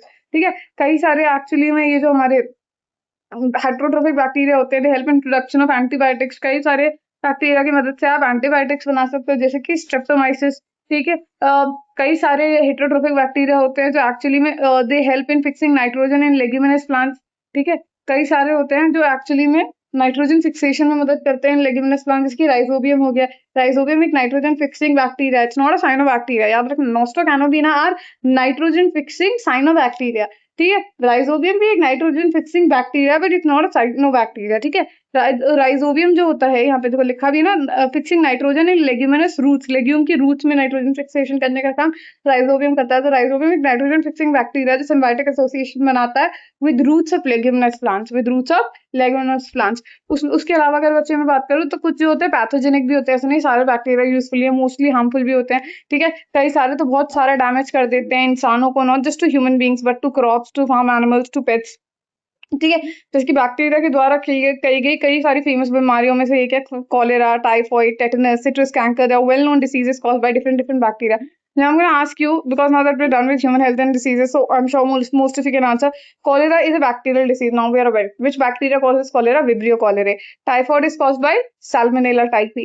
Tetanus is caused by Clostridium tetani, and citrus canker is caused by, I'm sure citrus canker is something that you have not heard in human health and diseases, because of course इंसानों में नहीं होती है बीमारी। citrus canker जो होता है एक बहुत हाईली मतलब बहुत जहरीली बीमारी है, मतलब बहुत भयंकर बीमारी है, which is caused by bacteria Xanthomonas citri. It basically, जैसे कि नाम बोल रहा है citrus, it's basically affecting all types of citrus plants like limes, lemons, oranges, all of these. ठीक है, तो in case मान लो क्वेश्चन पूछ लिया गया citrus canker is caused by which bacteria, because citrus canker term तो mention है। ठीक है, there's a rare possibility of a question being asked from the causative organism of citrus canker, but if it's given in the syllabus, might as well know it. ठीक है, there's no harm in knowing more. ठीक है, citrus canker is actually caused by, let me write the causative organism, it is Xanthomonas citri. I hope बच्चे this is clear to you. It's caused by what? Xanthomonas citri. ठीक है, ये हो गया। उसके अलावा बैक्टीरिया जो होता है बच्चे mainly reproduce by fission, bacteria binary fission के थ्रू रिप्रोड्यूस करता है। कभी कभी अनफेवरेबल कंडीशन में कुछ एंडोस्पोर्स बना लेता है, अनफेवरेबल कंडीशन में कभी कभी एंडोस्पोर्स बना लेता है। बैक्टीरिया में सेक्सुअल रिप्रोडक्शन नहीं होती, they have a sort of parasexual reproduction, जैसे हम पढ़ते हैं ना कॉन्जुगेशन, ट्रांसडक्शन। ठीक है, ये सब पढ़ते हैं, बट अगेन ये हमने सेल वाले चैप्टर में काफी डिटेल में पढ़ा, इस चैप्टर में पढ़ने की जरूरत नहीं है। तो बस यहाँ पे एक लाइन दे रखी है कि बैक्टीरिया जो होते हैं they reproduce by a sort of sexual reproduction. इनमें प्रॉपर सेक्सुअल रिप्रोडक्शन नहीं हो रहा है, बट सेक्सुअल रिप्रोडक्शन जैसा कुछ हो रहा है जिससे जेनेटिक वेरिएशन आ रही है। It's a type of DNA transfer. It's a primitive type of DNA transfer from one bacteria to another. This is called as parasexuality. इसके लिए जो टर्म हम यूज करते हैं बच्चे, that is parasexuality. I hope this is clear to you. ये हो गया क्लियर? चलो मूविंग फर्दर नाउ। इसके अलावा अब आ जाते हैं दूसरे ऑर्गेनिजम्स में, mycoplasma. First let's study about mycoplasma. Mycoplasma के बारे में सिर्फ इतना ही पोर्शन दे रखा है, and then we are gonna come back to it. ठीक है, माइकोप्लाज्मा की बात करूं, but first let me discuss about mycoplasma. Okay, mycoplasma की अगर बात करूं तो बच्चे mycoplasma they also known as jokers of the plant kingdom. Mycoplasma को jokers of the plant kingdom क्यों बोला गया? इट्स ऑलमोस्ट लाइक, देखो कि पहले ना इन्हें हमने प्लांट किंगडम में रखा था, पहले बहुत पहले almost during the initial times हमने पहले इन्हें ना किस में रखा हुआ था? प्लांट किंगडम में रखा। तो प्लांट किंगडम का एक कैरेक्टरिस्टिक फीचर था प्रेजेंस ऑफ सेल वॉल, इनमें सेल वॉल नहीं होती, तो ये जोकर्स है, ठीक है। और तब से फिर ऑफकोर्स इन्हें प्लांट किंगडम से निकाल लिया गया और फिर मोनरा में रखा गया। तब भी कहते हैं ना, किसी का जो नाम पड़ जाता है बचपन में, नाम पड़ जाता है, जैसे फॉर एग्जाम्पल लेते हैं किसी को बचपन में छोटू बुलाया, ठीक है, अब वो छोटू बड़ा हो चुका है, but still you know you call them Chhotu. In the same way mycoplasma को, बिकॉज हमने joker of the plant kingdom बोला और प्लांट किंगडम से निकाल भी लिया, तब भी नाम जो पड़ गया वो पड़ गया, तो they called as jokers of the plant kingdom, और they called as bacteria without its coat off, like bacteria with its coat off, मतलब बैक्टीरिया मतलब कोट नहीं पहना हुआ, यानी उसके अराउंड सेल वॉल एब्सेंट है। माइकोप्लाज्मा का बच्चे जो दूसरा नाम है that is PPLO. PPLO stands for pleuro pneumonia like organism. Let me write it down for you somewhere, just give me a moment. Okay, so PPLO stands for pleuro pneumonia, one second, pleuro pneumonia like organism, ठीक है। PPLO को क्या बोला गया? Pleuro pneumonia like organism, ठीक है बच्चे, pleuro pneumonia like organism. उसके अलावा अगर मैं बात करूं तो jokers of the plant kingdom क्यों बोला गया? क्योंकि वॉललेस बैक्टीरिया, इनके पास वॉल नहीं होती, ठीक है। तो अगर वॉल नहीं है तो वॉल यूजुअली क्या करती है, किसी भी तरीके की वॉल होती है, kind of provide the shape to the cell. और वॉल नहीं है तो ये अलग अलग तरीके की मॉर्फोलॉजी दिखा सकते हैं, हेंस द टर्म पॉलीमॉर्फिज्म और प्लियोमॉर्फिज्म, ठीक है। स्मॉलेस्ट लिविंग सेल है, ये स्मॉलेस्ट लिविंग सेल है, मतलब बैक्टीरिया में अगर मैं बात करूं, बैक्टीरिया को हम स्मॉलेस्ट लिविंग सेल मानते हैं, वायरसेस को तो हम लिविंग मानते ही नहीं है। बैक्टीरिया तो स्मॉल से, अब बैक्टीरिया में भी जो सबसे छोटा बैक्टीरिया है ना वो माइकोप्लाज्मा ही है। ये हमें कैसे पता चला? तो हम क्या कर रहे थे, कुछ बैक्टीरियोलॉजिकल फिल्टर्स होते हैं, कुछ बैक्टीरियोलॉजिकल फिल्टर्स होते हैं जिसके थ्रू बैक्टीरिया पास नहीं कर पाता। बैक्टीरियोलॉजिकल फिल्टर्स बहुत छोटे छोटे फिल्टर्स होते हैं जिसके थ्रू बैक्टीरिया छन नहीं पाता, बैक्टीरियोलॉजिकल फिल्टर। पर हमने इनको, जो माइकोप्लाज्मा को हमने कलेक्ट किया, पहली बात तो कहाँ से कलेक्ट किया? Pleural fluid. इनका नाम जो ये पड़ा है ना, प्लूरो निमोनिया लाइक ऑर्गेनिज्म, ये क्यों पड़ा प्लूरो निमोनिया? बिकॉज ये ना कई सारे गाय भैंसों में निमोनिया कर रहे थे, निमोनिया जैसे सिम्टम्स आ रहे थे, सर्दी खांसी, मतलब सर्दी खांसी, भैंस गाय को ये सर्दी खांसी सिम्टम, तो हमने उनके प्लूरल फ्लूइड में से निकाला, प्लूरल फ्लूइड देखा, और प्लूरल फ्लूइड को जब एक्चुअली पैथोलॉजी लैब में भेजा और हमने देखा तो उसमें कुछ ऑर्गेनिजम्स पाए गए। हमने सोचा ये कहीं बैक्टीरिया तो नहीं है, ठीक है, बैक्टीरिया बिकॉज निमोनिया करता है, हमारे में भी स्ट्रेप्टोकोकस निमोनिया करता है ना, मतलब निमोनिया, तो हमने कहा कहीं यार ये बैक्टीरिया तो नहीं है। तो हमने बोला चलो एक बार ट्राई करके देखते हैं। तो बैक्टीरिया पता करने के लिए हमने क्या किया, इन माइकोप्लाज्मा को बैक्टीरियोलॉजिकल फिल्टर्स के थ्रू पास किया। अब आइडियली अगर ये बैक्टीरिया होता है तो बैक्टीरियोलॉजिकल फिल्टर्स के थ्रू पास नहीं होता, बट ये तो हो गया। तो हमने कहा है मतलब ये बैक्टीरिया नहीं है, बैक्टीरिया से छोटा है, बैक्टीरिया से छोटा है, तो हमारे दिमाग में क्या है, बैक्टीरिया से छोटा क्या हो सकता है? वायरस। तो हमने बोला अच्छा कहीं वायरस तो नहीं, बट अभी ये डाउट है, हम ऐसे एक्सपेरिमेंट ऐसे सिर्फ बोल नहीं सकते ना, we have to prove it. तो हमने कहा चलो हो सकता है बैक्टीरिया से छोटा, मतलब शायद हो सकता है ये वायरस हो। तो हमने क्या किया, हमने एक पेटली डिश ली, पेटली डिश में हमने न्यूट्रिटिव मीडियम रखा, मतलब एक सिंथेटिक मीडियम, उसको हमने उस पर डाल दिया। अब देखो अगर ये वायरस होता तो इसको ये ग्रो नहीं करता, वायरस होता तो एक सिर्फ एक मीडियम में, एक सिंथेटिक मीडियम रख दिया, उसमें ग्रो नहीं करता, क्योंकि virus requires the host in order to grow. Virus outside the body of a living organism is a dead entity, right? तो ये ग्रो नहीं करेगा एक सिंथेटिक मीडियम पे। वायरसेस को जब मुझे मतलब रेप्लिकेट कराना था, वायरसेस की मल्टीपल कॉपीज बनानी होती है, वो मैं बैक्टीरिया के अंदर बनाती हूँ। Viruses needs a living organism और अ लिविंग होस्ट, ठीक है। सिंथेटिक मीडियम पे ग्रो नहीं करिए, तो सिंथेटिक मीडियम पे ग्रो कर गया। In fact the fun fact is, जी सिंथेटिक मीडियम पे जब ग्रो किया ना, इसने कुछ फ्राइड एग लाइक कॉलोनीज बनाई। फ्राइड एग, अपने I am sure people who eat eggs, I mean eggitarian and non vegetarian out there, I don't, so I have little idea about it, but of course Google पे images तो हम सबने देखी है, so I am sure egg सबने देखा होगा। Egg में बेसिकली जो सेंटर में जो योक पार्ट होता है, येलो योक पार्ट, वो काफी ज्यादा थिक होता है, उसके अराउंड जो होता है ट्रांसल्यूसेंट सा फ्लूइड होता है। आई एम श्योर कभी किसी ने ऑमलेट बनाया, so I am sure they have a better idea of this. तो सेंटर में ऐसे एक डेंस कवरिंग, मतलब डेंस सा रीजन, और साइड में ऐसे ट्रांसल्यूसेंट सा नेचर। देख रहे हो ये ना, जब न्यूट्रिटिव मीडियम में ग्रो कर रहा है तो कुछ ऐसा दिख रहा है, आप क्लियरली देख सकते हो। तो एक फ्राइड एग लाइक कॉलोनी जैसी अपीयरेंस आ रही है, फ्राइड एग लाइक कॉलोनी, तो सिंथेटिक मीडियम में ग्रो कर गया, तो हम समझ गए कि अच्छा मतलब ये है तो बैक्टीरिया है, बट एक special kind of bacteria, which does not have a cell wall, ठीक है। So it could pass through bacteriological filter smaller than bacteria. It's a gram negative bacteria. हम जब आगे जाके सेल वॉल, जब सेल चैप्टर में पढ़ते भी ना, तो हमारे पास जो थे ये sir Christian Gram's, sir Hans Christian Gram's, उन्होंने अपना gentian violet stain, Christian violet stain जो दिया था उन्होंने अपना, और जैसे उससे हमने बैक्टीरिया को दो मेजर कैटेगरीज में क्लासिफाई किया था। तो gram positive bacteria that take up the gram stain, and gram negative bacteria which do not take up the gram stain. तो ग्राम नेगेटिव बैक्टीरिया है। मोड ऑफ न्यूट्रिशन की बात करूं तो हेटेरोट्रोफिक है, feeds on dead decaying organism, parasitic in both animals and plants. ये तो line भी है एनसीईआरटी में कि जो माइकोप्लाज्मा होता है, they are pathogenic in both animals and plants. Plants में, एनिमल्स में, दोनों में बीमारियां कर रहे हैं। उसके अलावा अगर मैं बात करूं मोड ऑफ रेस्पिरेशन की, फैकल्टेटिव एनारोबिक, फैकल्टेटिव, अब देखो याद है एरोबिक एनारोबिक मैंने उसी चैप्टर में करवाया था। एरोब्स क्या होते हैं? Aerobes क्या होते हैं? What are aerobic organism which need oxygen for respiration and anaerobic organism do not require oxygen. अब फैक्ट ऑब्लिगेट मतलब होता है मैंडेटरी, लाइक इट्स नेसेसरी, ठीक है। तो ऑब्लिगेट मतलब चाहिए ही चाहिए। अगर मैं किसी को ऑब्लिगेट एनारोब बोल रही हूँ मतलब it requires oxygen for its existence, वरना मर जाएगा मैंने ऑक्सीजन की। और फैकल्टेटिव को रिप्लेस करा था मैंने किस वर्ड से? कभी कभी। तो अगर मैं बोल रही हूँ फैकल्टेटिव एनारोब यानी कभी कभी एनारोबिक यानी मोस्टली एरोबिक, कभी कभी anaerobic, they are facultative anaerobic यानी कभी कभी एनारोबिक बट मोस्टली क्या होंगे? एरोबिक, मतलब मोस्टली ऑक्सीजन की प्रेजेंस चाहिए होगी बट कभी कभी अगर मान लो ऑक्सीजन अवेलेबल नहीं है तब भी सर्वाइव कर जाएंगे, right? That's exactly what's given. They can survive without oxygen, right? Mostly तो ऑक्सीजनिक ही होते हैं, मतलब फैकल्टेटिव एनारोब में मतलब कभी कभी एनारोबिक, तो मोस्टली एरोबिक ही है बट दे कैन फैकल्टेटिव यानी कभी कभी बिना ऑक्सीजन के भी सर्वाइव कर जाएंगे। Smallest living cells, mode of respiration, reproduction की बात करें तो बाइनरी फिजन से रिप्रोड्यूस करते हैं। And yeah that's it. एक extra point in case somebody wants to know, I don't know, somebody came up to me with this doubt, I remember, ठीक है। So in case you want to do this, इसका cell की अगर मैं बात करूं तो इसके पास बिकॉज सेल वॉल तो नहीं है तो इसकी सेल मेम्ब्रेन जो होती है ना ट्राइलैमेलर होती है, 3 लेयर्स होती है, जैसे ट्राइलैमेलर मेम्ब्रेन होती है, ज्यादा डिटेल में जाने की जरूरत नहीं है। और यूजुअली हम बैक्टीरिया में क्या करते हैं, डबल स्ट्रैंडेड सर्कुलर डीएनए होता है, बट इसके केस में क्या होता है ना, अगर मान लो इसका डबल स्ट्रैंडेड सर्कुलर डीएनए था, लेट्स से, ठीक है, ये एक स्ट्रैंड थी और ये दूसरी स्ट्रैंड, मान लो ये दूसरी स्ट्रैंड थी, बट ये यहाँ से ना लेट्स से खुल गया, लेट्स से यहाँ से खुल गया ऐसे, तो अब ये क्या बन गया, अब ये अभी है तो ये डबल स्ट्रैंडेड बट ये सर्कुलर नहीं कहलाएगा। Now this we have a double stranded linear DNA. और इसके अलावा ऑफ कोर्स बैक्टीरिया में राइबोसोम्स तो होते हैं 70 and that's pretty much it. And with that I think we are done with a major chunk of kingdom Monera. Everything has been explain to you well in detail. अच्छा, एक last चीज जो मुझे बतानी थी ना, वो थी एक्टिनोमाइसिटीज का concept, very very important. And why am I saying it's important? It's important from an examination point of view of course, but उसके अलावा क्यों इंपॉर्टेंट है बच्चे? एक चैप्टर है microbe, mineral nutrition of course delete हो गया, वरना मिनरल न्यूट्रिशन में भी ये था। अगर मैं बात करूं माइक्रोब्स इन ह्यूमन वेलफेयर, उसमें ना काफी सारे, जैसे काफी सारे टर्म्स हैं, ठीक है। अब बच्चों को समझ में नहीं आता है एक्टिनोमाइसिटीज एक्चुअली में तो बुक में तो नहीं दे रखा है, बट उसके कई सारे एग्जाम्पल्स दे रखे हैं, so might as well know about them, right? Exactly क्या थे ये, क्यों थे, कैसे थे, व्हाटएवर, ठीक है। अब एक्टिनोमाइसिटीज की बच्चे मैं एक्चुअली में बात करूं तो एक्टिनोमाइसिटीज हैं तो बैक्टीरिया ही। Now we know that there actually gram positive bacteria, to be more precise, gram positive bacteria हैं, but you know for a long time they were mistaken for fungus, ठीक है। बहुत लंबे समय तक देखो, जैसे कि आपको नाम से ही पता चल रहा होगा ना, एक्टिनोमाइसिटीज, माइकोटा माइसिटीज से आ रहा है ना, तो माइसिटीज माइकोटा बहुत लंबे समय तक के लिए लोगों को लगता रहा कि एक फंगस है, ठीक है। इनको रे फंगस बोला जाता था, इनको रे फंगस बोला जाता था, क्यों? क्योंकि ऑल्दो है तो ये एक्टिनोमाइसिटी थी, बड़े पता है ऐसे लंबे लंबे, they would often grow in these branching filaments, ऐसे लंबे लंबे फिलामेंटस स्ट्रक्चर्स बना के ग्रो करते थे हाइफे के फॉर्म में। तो विजुअली ऊपर से ना ऐसा लगता था कि हाइफे प्रेजेंट है।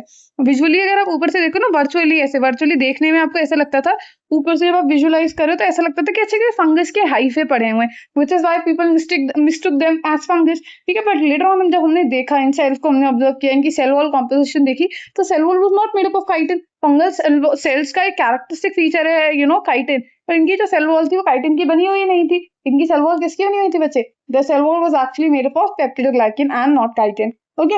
So which is why then people realized कि अच्छा, ये actually a bacteria and not fungus, and hence they were placed in, rightfully placed in kingdom Monera. ठीक है, तो ये तो समझ में आ गया।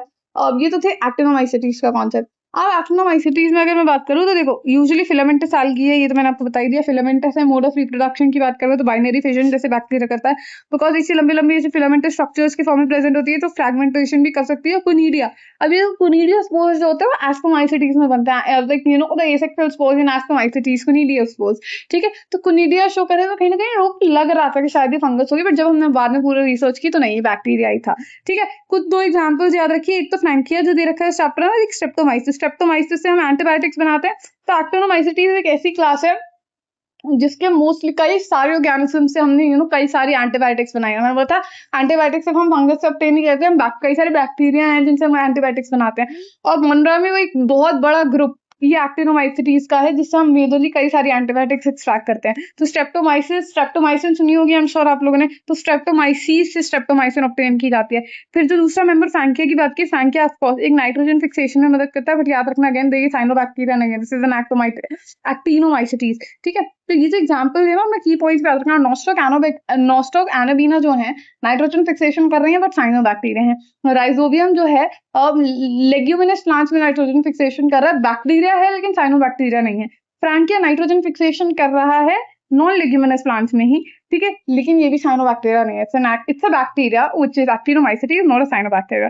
नाइट्रोजन फिक्सेशन कर रहा है non leguminous plants like ginkgo, casuarina, alnus, birch, अगर ये नाम याद रखने हैं, गिंको और एलिनस तो वैसे भी याद ही रहता है, ठीक है। नॉन लेग्यूमिनस प्लांट्स की गिंको और एलिनस हो गया, तो क्या फिलामेंटस होता है, नॉन फोटोसिंथेटिक होता है, फोटोसिंथेसिस नहीं करता है, हेटेरोट्रोफिक है। I hope this is clear to you. Now we're finally done with this, and then we move on to our next topic, which is virus. Now we will study at length about viruses. Okay, let's do that together. Alright, now that I talk about viruses, just give me a moment. अब देखो viruses की बात करें तो first question that comes to our mind is, are viruses living or are they non-living? बहुत basic question जो हम सबके दिमाग में आता है. See, the answer to this question, nobody has been able to arrive at a plausible answer, because virus एक ऐसा organism है जिसमें हमें living और non-living दोनों features दिखता है. For example, virus outside the body of a living organism is a dead entity for sure. For example, जिस पेन से let's say आप ये notes ले रहे हो, अगर host की body के बाहर virus होगा, so it is almost equivalent to a pen, a non-living object, right? It cannot really harm you, it cannot really do. But once it enters your body, or once it enters any organism's body, it becomes living, right? तो virus के कुछ living characteristics भी हैं, कुछ non living characteristics भी। जैसे living features में अगर बात करो, वायरस का खुद का जेनेटिक मटेरियल होता है, ठीक है। आपका तो पेन का तो जेनेटिक मटेरियल नहीं है, राइट? पेन का तो जेनेटिक मटेरियल नहीं, pen is not made up of cells, right? तो भाई एक जेनेटिक मटेरियल है which kind of like makes us believe कि अच्छा वो लिविंग हो सकता है। फिर उसके जेनेटिक मटेरियल में आपने देखा होगा वायरसेस में, जैसे कोरोना वायरस, ऑफ कोर्स ये pandemic has hit all of अस, ठीक है। तो हम लोग सब कोरोना वाले बच्चे हैं, like how we proudly refer to ourselves as. तो कहीं ना कहीं हम सबने देखा कि कोरोना वायरस के भी कितने वेरिएंट्स हमें देखने को मिले within a span of this 2-3 years, right?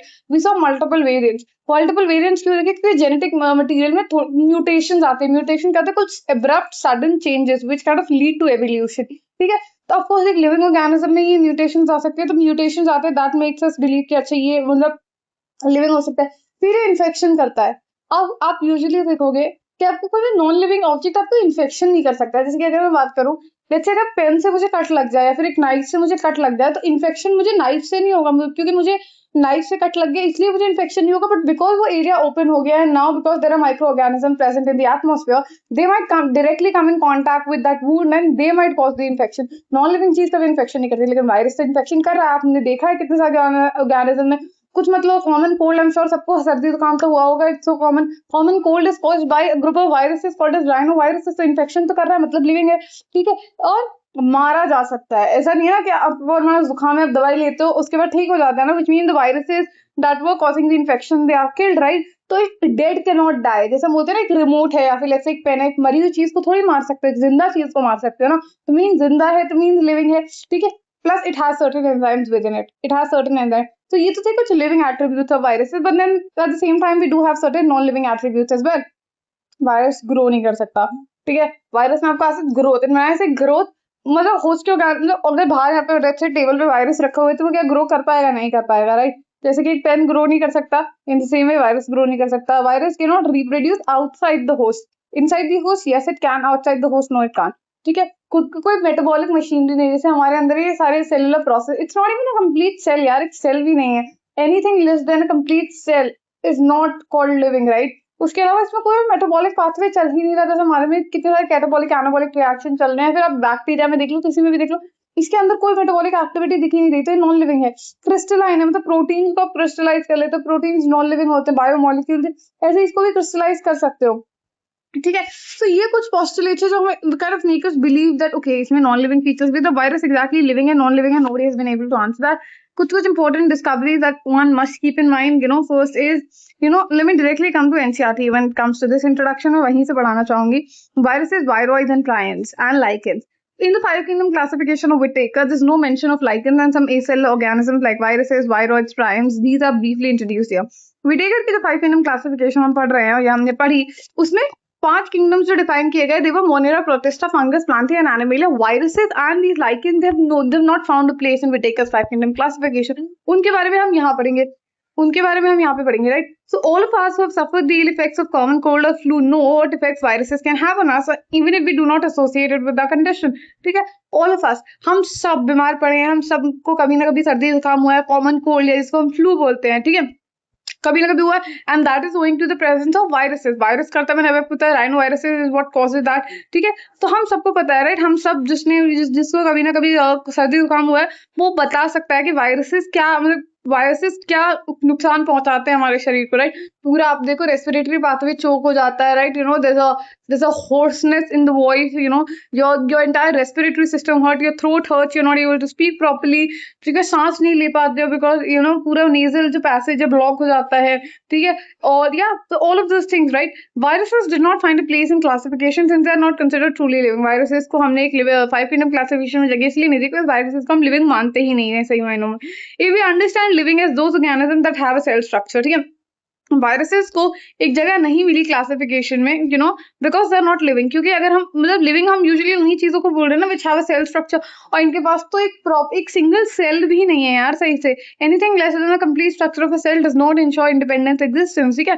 Viruses non cellular organism do not even have a cell and they are characterised by an inert crystalline structure outside the cell. और cell के बाहर तो जो ये बिल्कुल मरे हुए ही हैं, सेल के बाहर तो बस इनका एक इनर्ट क्रिस्टलाइन स्ट्रक्चर है, किसी प्रोटीन की कोट होती है बस, और इनका अंदर एक जेनेटिक मटेरियल बस, इनके पास सेल भी नहीं है एक प्रॉपर, ठीक है। Once they infect a cell, they take over the machinery of the host cell to replicate themselves, killing the host. Would you call viruses living or non-living? The answer to which we've not really been able to find. ठीक है, लेकिन एक बार जैसे ये virus जो होता है एक सेल को इन्फेक्ट कर लेता है, जैसे एक सेल में इन्फेक्शन मतलब कॉज कर देता है, जैसे सेल के अंदर एंटर करता है अपना जेनेटिक मटेरियल इंसर्ट कर देता है, वैसे ही होस्ट सेल की जेनेटिक मटेरियल से बाइंड करके उसकी मशीनरी को टेक ओवर कर लेता है फिर अपने हिसाब से कि चल अब मैं मालिक हूँ, ठीक है, अब मैं कब्जा कर लेता है बेसिकली उसकी मशीनरी पर, और अब उसकी मशीनरी से काम कराता है तो चल अब और वायरस प्रोजेनीज बना, ठीक है। तो वैसा है, तब आप वायरसेस को लिविंग बुलाओगे या non living, we all know that. अब वायरसेस मींस वेनम और पॉइजनस फ्लूइड। जो वर्ड है ना वायरस, इसका मतलब बच्चे क्या होता है, वायरस का मतलब होता है वेनम और पॉइजनस फ्लूइड, जहरीला वायरस, वेनम और पॉइजनस फ्लूइड, ठीक है। Dimitri Ivanovsky in 1892 they recognized certain microbes as causal organisms of the mosaic disease of tobacco. These were found to be smaller than bacteria because they pass through bacteria proof filters, ठीक है। अब यहाँ पे ध्यान से समझना क्या है, किसने क्या कहा था। पहली बात तो जो टर्म वायरस है, the term virus was given by Beijerinck, ठीक है। जो टर्म है virus, MW Beijerinck, he coined the term, he named the new pathogen as virus. तो ये जो नाम है वायरस ये किसने दिया, एमडब्ल्यू बाइजरिंग। इसमें बहुत कंफ्यूजन था, बहुत सारे मॉडिफिकेशन आए एनसीईआरटी में, बट ये जो लेटेस्ट एनसीईआरटी है उसके हिसाब से एमडब्ल्यू बाइजरिंग ने जो टर्म है जो टर्म वायरस है वो एमडब्ल्यू बाइजरिंग ने दिया है। उसके अलावा मतलब डिमित्री इवानोव्स्की थे, इन्होंने पहली बार वायरसेस को डिस्कवर किया, राइट। इन्होंने देखा कि कुछ पॉजिटिव मतलब कुछ ऑर्गेनिज्म हैं जो टोबैको प्लांट में मोज़ेक डिसीज करा रहे हैं, जिसको हम टोबैको मोज़ेक डिसीज बोलते हैं। वो वायरस को क्या बोला गया, टोबैको मोज़ेक वायरस। तो it was the first virus which was discovered, right. तो डिमित्री इवानोव्स्की ने 1892 में देखा कि कुछ पॉजिटिव ऑर्गेनिजम्स है which are causing mosaic disease of tobacco. अब जब इन्होंने इन माइक्रो ऑर्गेनिजम्स को एक्सट्रैक्ट किया टोबैको प्लांट से, तो इन्होंने इस पे एक्सपेरिमेंट करके इस पे लैब में देखा कि क्या क्या फीचर्स है इसके। तो उन्होंने देखा कि they are smaller than bacteria, bacteria से भी छोटे। वो कैसे देखा, बिकॉज जब उन्होंने बैक्टीरिया प्रूफ फिल्टर्स लिए तो बैक्टीरिया प्रूफ फिल्टर्स के थ्रू छन गए, they could pass through bacteria proof filters. तो उन्होंने बोला अरे ये तो स्मॉलर देन वायरसेस हैं, they are smaller than bacteria, and hence that's how they were discovered for the first time. उसके बाद एमडब्ल्यू बाइजरिंग जो है ना, he demonstrated the extract of infected plants of tobacco could cause infection in healthy plant. MW Beijerinck ने Dmitri Ivanovsky ने 1892 में अपना experiment कर दिया। उनके लगभग 6 साल बाद 1898 में एमडब्ल्यू वाइजरिंग ने क्या किया, ये जो इन्फेक्टेड टोबैको प्लांट्स थे मतलब जिन पे टोबैको मोज़ेक वायरस ने इन्फेक्शन कर रखा था, उसका एक्सट्रैक्ट लिया, उन इन्फेक्टेड प्लांट्स की कुछ पत्तियों का लिया, उसको ऐसे पीसा, एक एक्सट्रैक्ट सा बनाया, फिर घोल सा बनाया और उसको छिड़क दिया ऑन द हेल्दी प्लांट्स पे छिड़क दिया। तो उन्होंने बोला कि अरे यार ये जो एक्सट्रैक्ट है इन्फेक्टेड प्लांट्स में, जो मैंने इन्फेक्टेड टोबैको प्लांट्स है उसमें से मैंने थोड़ा सा ये जो रस लिया, ये जो एक्सट्रैक्ट लिया, और जब मैं इसको हेल्दी प्लांट्स पे छिड़क रहा हूँ तो हेल्दी प्लांट्स में भी इन्फेक्शन कर दे रहा है, हेल्दी प्लांट्स में इन्फेक्शन कर दे रहा है। तो उन्होंने जो मतलब इस फ्लूइड को बोला कंटेजियम वाइवम फ्लूइडम, मतलब इन्फेक्शियस लिविंग फ्लूइड है, यानी इन्फेक्शन फैला सकता है लिविंग ऑर्गेनिजम्स में। तो he MW Beijerinck called the fluid as infectious living fluid and he called the organism as virus. He coined the term virus. Okay. फिर आए W.M. स्टैनली, जिन्होंने 1935 में ये बताया कि वायरसेस को क्रिस्टलाइज किया जा सकता है, वायरसेस को क्रिस्टलाइज किया जा सकता है, क्रिस्टलाइज किया जा सकता है, क्रिस्टल्स फॉर्म में प्रोटीन्स को आप क्रिस्टलाइज कर सकते हो, ठीक है। क्योंकि वायरस की बॉडी जो होती है लार्जली प्रोटीन से बनी होती है, आपने देखा है बाहर उनके एक प्रोटीन कोट होता है और अंदर एक जेनेटिक मटेरियल होता है, and they're inert outside the specific host. Host cell के बाहर तो इनर्ट ही होते हैं, मतलब होस्ट सेल के बाहर तो almost equivalent to a non living organism, ठीक है। They are obligate parasites. Obligate parasites मतलब ऑब्लिगेट में स्ट्रिक्ट पैरासाइट्स है, मतलब इन्हें एक होस्ट ऑर्गेनिज्म चाहिए जिंदा रहने के लिए। होस्ट की बॉडी के बाहर तो ये बिल्कुल मरे हुए हैं, दैट डिक्लेयर्ड डेड। होस्ट के बाहर तो ये कुछ कर ही नहीं सकते, तो स्ट्रिक्टली पैरासिटिक है, ऑब्लिगेट पैरासाइट है, ठीक है। तो ये सब पॉइंट्स आपको बेसिक समझ में, ही बेसिक फीचर्स दे रखे हैं हमने। Discoveries, the fact that they were smaller than viruses and they were the causative organisms of mosaic disease of tobacco, this was given by Dmitri Ivanovsky. The term virus and along the term virus as well as, you know, the person who coined the term contagion vivum fluidum, this was M.W. Weijering in 1898 and this was 1892. Okay, apart from that, the crystallization of TMV, tobacco mosaic virus को पहली बार crystalline किया किसने? Stanley ने। किसने? WM Stanley ने पहली बार crystallize किया 1935 में। उसके अलावा बच्चे अगर मैं बात करूं, उसके अलावा if I talk about the structure of viruses, usually जैसे कि मैंने बताया viruses के पास एक envelope होता है, they have a capsid and they have a genetic material. So let me show you the structure of virus rather. अब मैं डॉर्फनिंग और स्टंटेड ग्रोथ की अगर बात करूं तो फॉर एग्जांपल लेट्स से मान लो तुम्हारा प्लांट है वो अच्छी खासी हाइट अटेन कर सकता है बट फॉर सम रीजन नहीं कर पा रहा है, means there is a chance कि the plant might be infected to a particular virus, ठीक है। फिर अगली टर्म अपने पास क्या आ जाती है बच्चे? वायरॉइड्स। तो next term that we have is viroids. अब 1971 में टियो डीनर नाम के इंसान ने एक नया इन्फेक्शियस एजेंट डिस्कवर किया जो वायरसेस से भी छोटा था। It was smaller than viruses, ठीक है, स्मॉलर देन वायरसेस। और ये क्या था? सिर्फ एक फ्री आरएनए था, मतलब RNA without the protein code. अब वायरस में क्या होता है? आरएनए या डीएनए कुछ भी हो, उसके अराउंड एक प्रोटीन कोड होगी, ठीक है, बट इसमें सिर्फ आरएनए था, कोई प्रोटीन कोड वगैरह कुछ नहीं थी। So it was smaller than viruses, I hope that makes sense. Okay, viroids was found to be a free RNA, it lack the protein coat, इसमें प्रोटीन कोड नहीं थी जो वायरसेस में पाई जाती है, और इसलिए इसका नाम है वायरॉइड। वायरॉइड मतलब it's devoid of the protein code, virus which is devoid of protein code, viroid, ठीक है। the RNA of the viroid was of low molecular weight, और जिसका RNA था यानी फ्री एक RNA तो है जो इन्फेक्शन कॉज कर रहा है, तो इस RNA का भी ऐसा नहीं है बहुत ज्यादा मास हो, बहुत ही कम मोलिकुलर मास होता है, ठीक है। तो वायरॉइड्स के कुछ इंपॉर्टेंट पॉइंट, डिस्कवर्ड बाय टियो डीनर, लो मोलिकुलर वेट का RNA था, it causes infection in plants, it was basically smaller than viruses, devoid of the protein code, infection पहुंचा रहा था plants में, which is PSTD, which is potato spindle tuber disease। और एक और बीमारी फैलाता है जो कि है, तो बुक में तो बच्चे एक ही दे रखी है which is potato spindle tuber disease, so make sure you learn this one। इसके अलावा अगर आप कोई दो एक्स्ट्रा जानना चाहते हो तो that is chrysanthemum stunt। Chrysanthemum का आपने फूल देखा होगा, कितना खूबसूरत फूल होता है। क्राइसैंथेमम स्टंट जो होता है, जैसे कि नाम ही बोल रहा है, तो it's called by chrysanthemum stunt viroid. ये क्या करता है? क्राइसैंथेमम प्लांट की जो हाइट होता है ना, उसे बढ़ने नहीं देता। मैंने बोला प्लांट में जो सिम्टम्स देखने को मिलता है, जैसे वन ऑफ दो सिम्टम्स। और सिट्रस एक्सोकॉर्टिस से आपको समझ में आ रहा है, सिट्रिक प्लांट्स में एक्चुअली इन्फेक्शन करता था। So these two are absolutely optional. Chrysanthemum stunt, citrus axocortis, absolutely optional. If you want to do them, you can. If you want to skip it, you can completely move forward. PSTD तो करना पड़ेगा because वो है book में, ठीक है, तो वो करके जाना प्लीज। फिर आप यहाँ देख सकते हो वायरॉइड्स की अगर मैं बात करूँ तो viroids actually cause the potato spindle tuber disease, right, तो ये ध्यान रखना। उसके बाद बच्चे आता है अपने पास प्रायंस। प्रायंस की अगर मैं बात करूँ, मॉडर्न मेडिसिन में हमें कुछ और इन्फेक्शियस एजेंट्स मिले, ठीक है, जो कुछ न्यूरोलॉजिकल आपके न्यूरॉन से रिलेटेड, नर्वस सिस्टम से रिलेटेड डिसऑर्डर्स कर रहे हैं, राइट।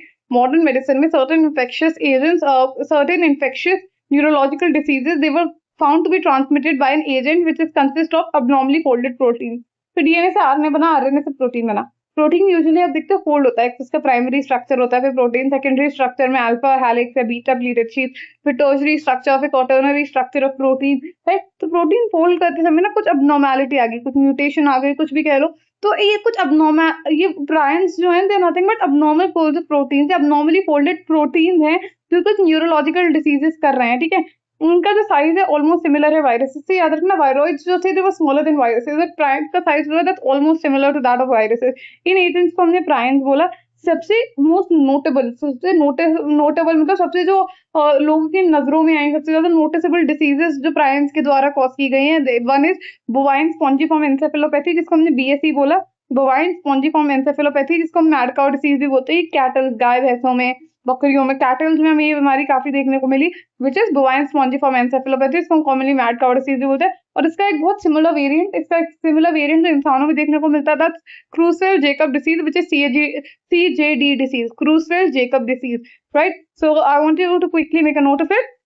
प्रायंस को डिस्कवर किसने किया? देखो सबकी डिस्कवरी का बता रखा है बट प्रायंस का नहीं बता रखा, which is why I didn't tell you in the NCERT, but यहाँ पे मैंने लिख तो दिया है, you know, in case somebody is curious to know. Prions actually were discovered by Elper et al. अब et al बेटा it's not like Patel et al. वैसा वाला et al नहीं है. Et al actually means colleagues. तो जो हमारे एल्पर हैं, एल्पर और उनके कलीग्स ने मिलकर प्रायंस को डिस्कवर किया. एनसीईआरटी में नहीं दे रखा, if you want to skip it you can, but if you want to remember you can remember it as well. ठीक है. प्रायंस क्या होते हैं? अबनॉर्मल फोल्ड्स होते हैं, प्रोटीन्स के इन्फेक्शन करते हैं, यूजुअली न्यूरोलॉजिकल डिसीजेस कर रहे हैं. एनिमल्स में क्या क्या कर रहे हैं? एनिमल्स में हमको कर रहे हैं ये बीएसई बिसिस बोवाइन स्पॉन्जीफॉर्म एन्सेफेलोपैथी, जिसको ही मैड काउ डिसीज बोला जाता है.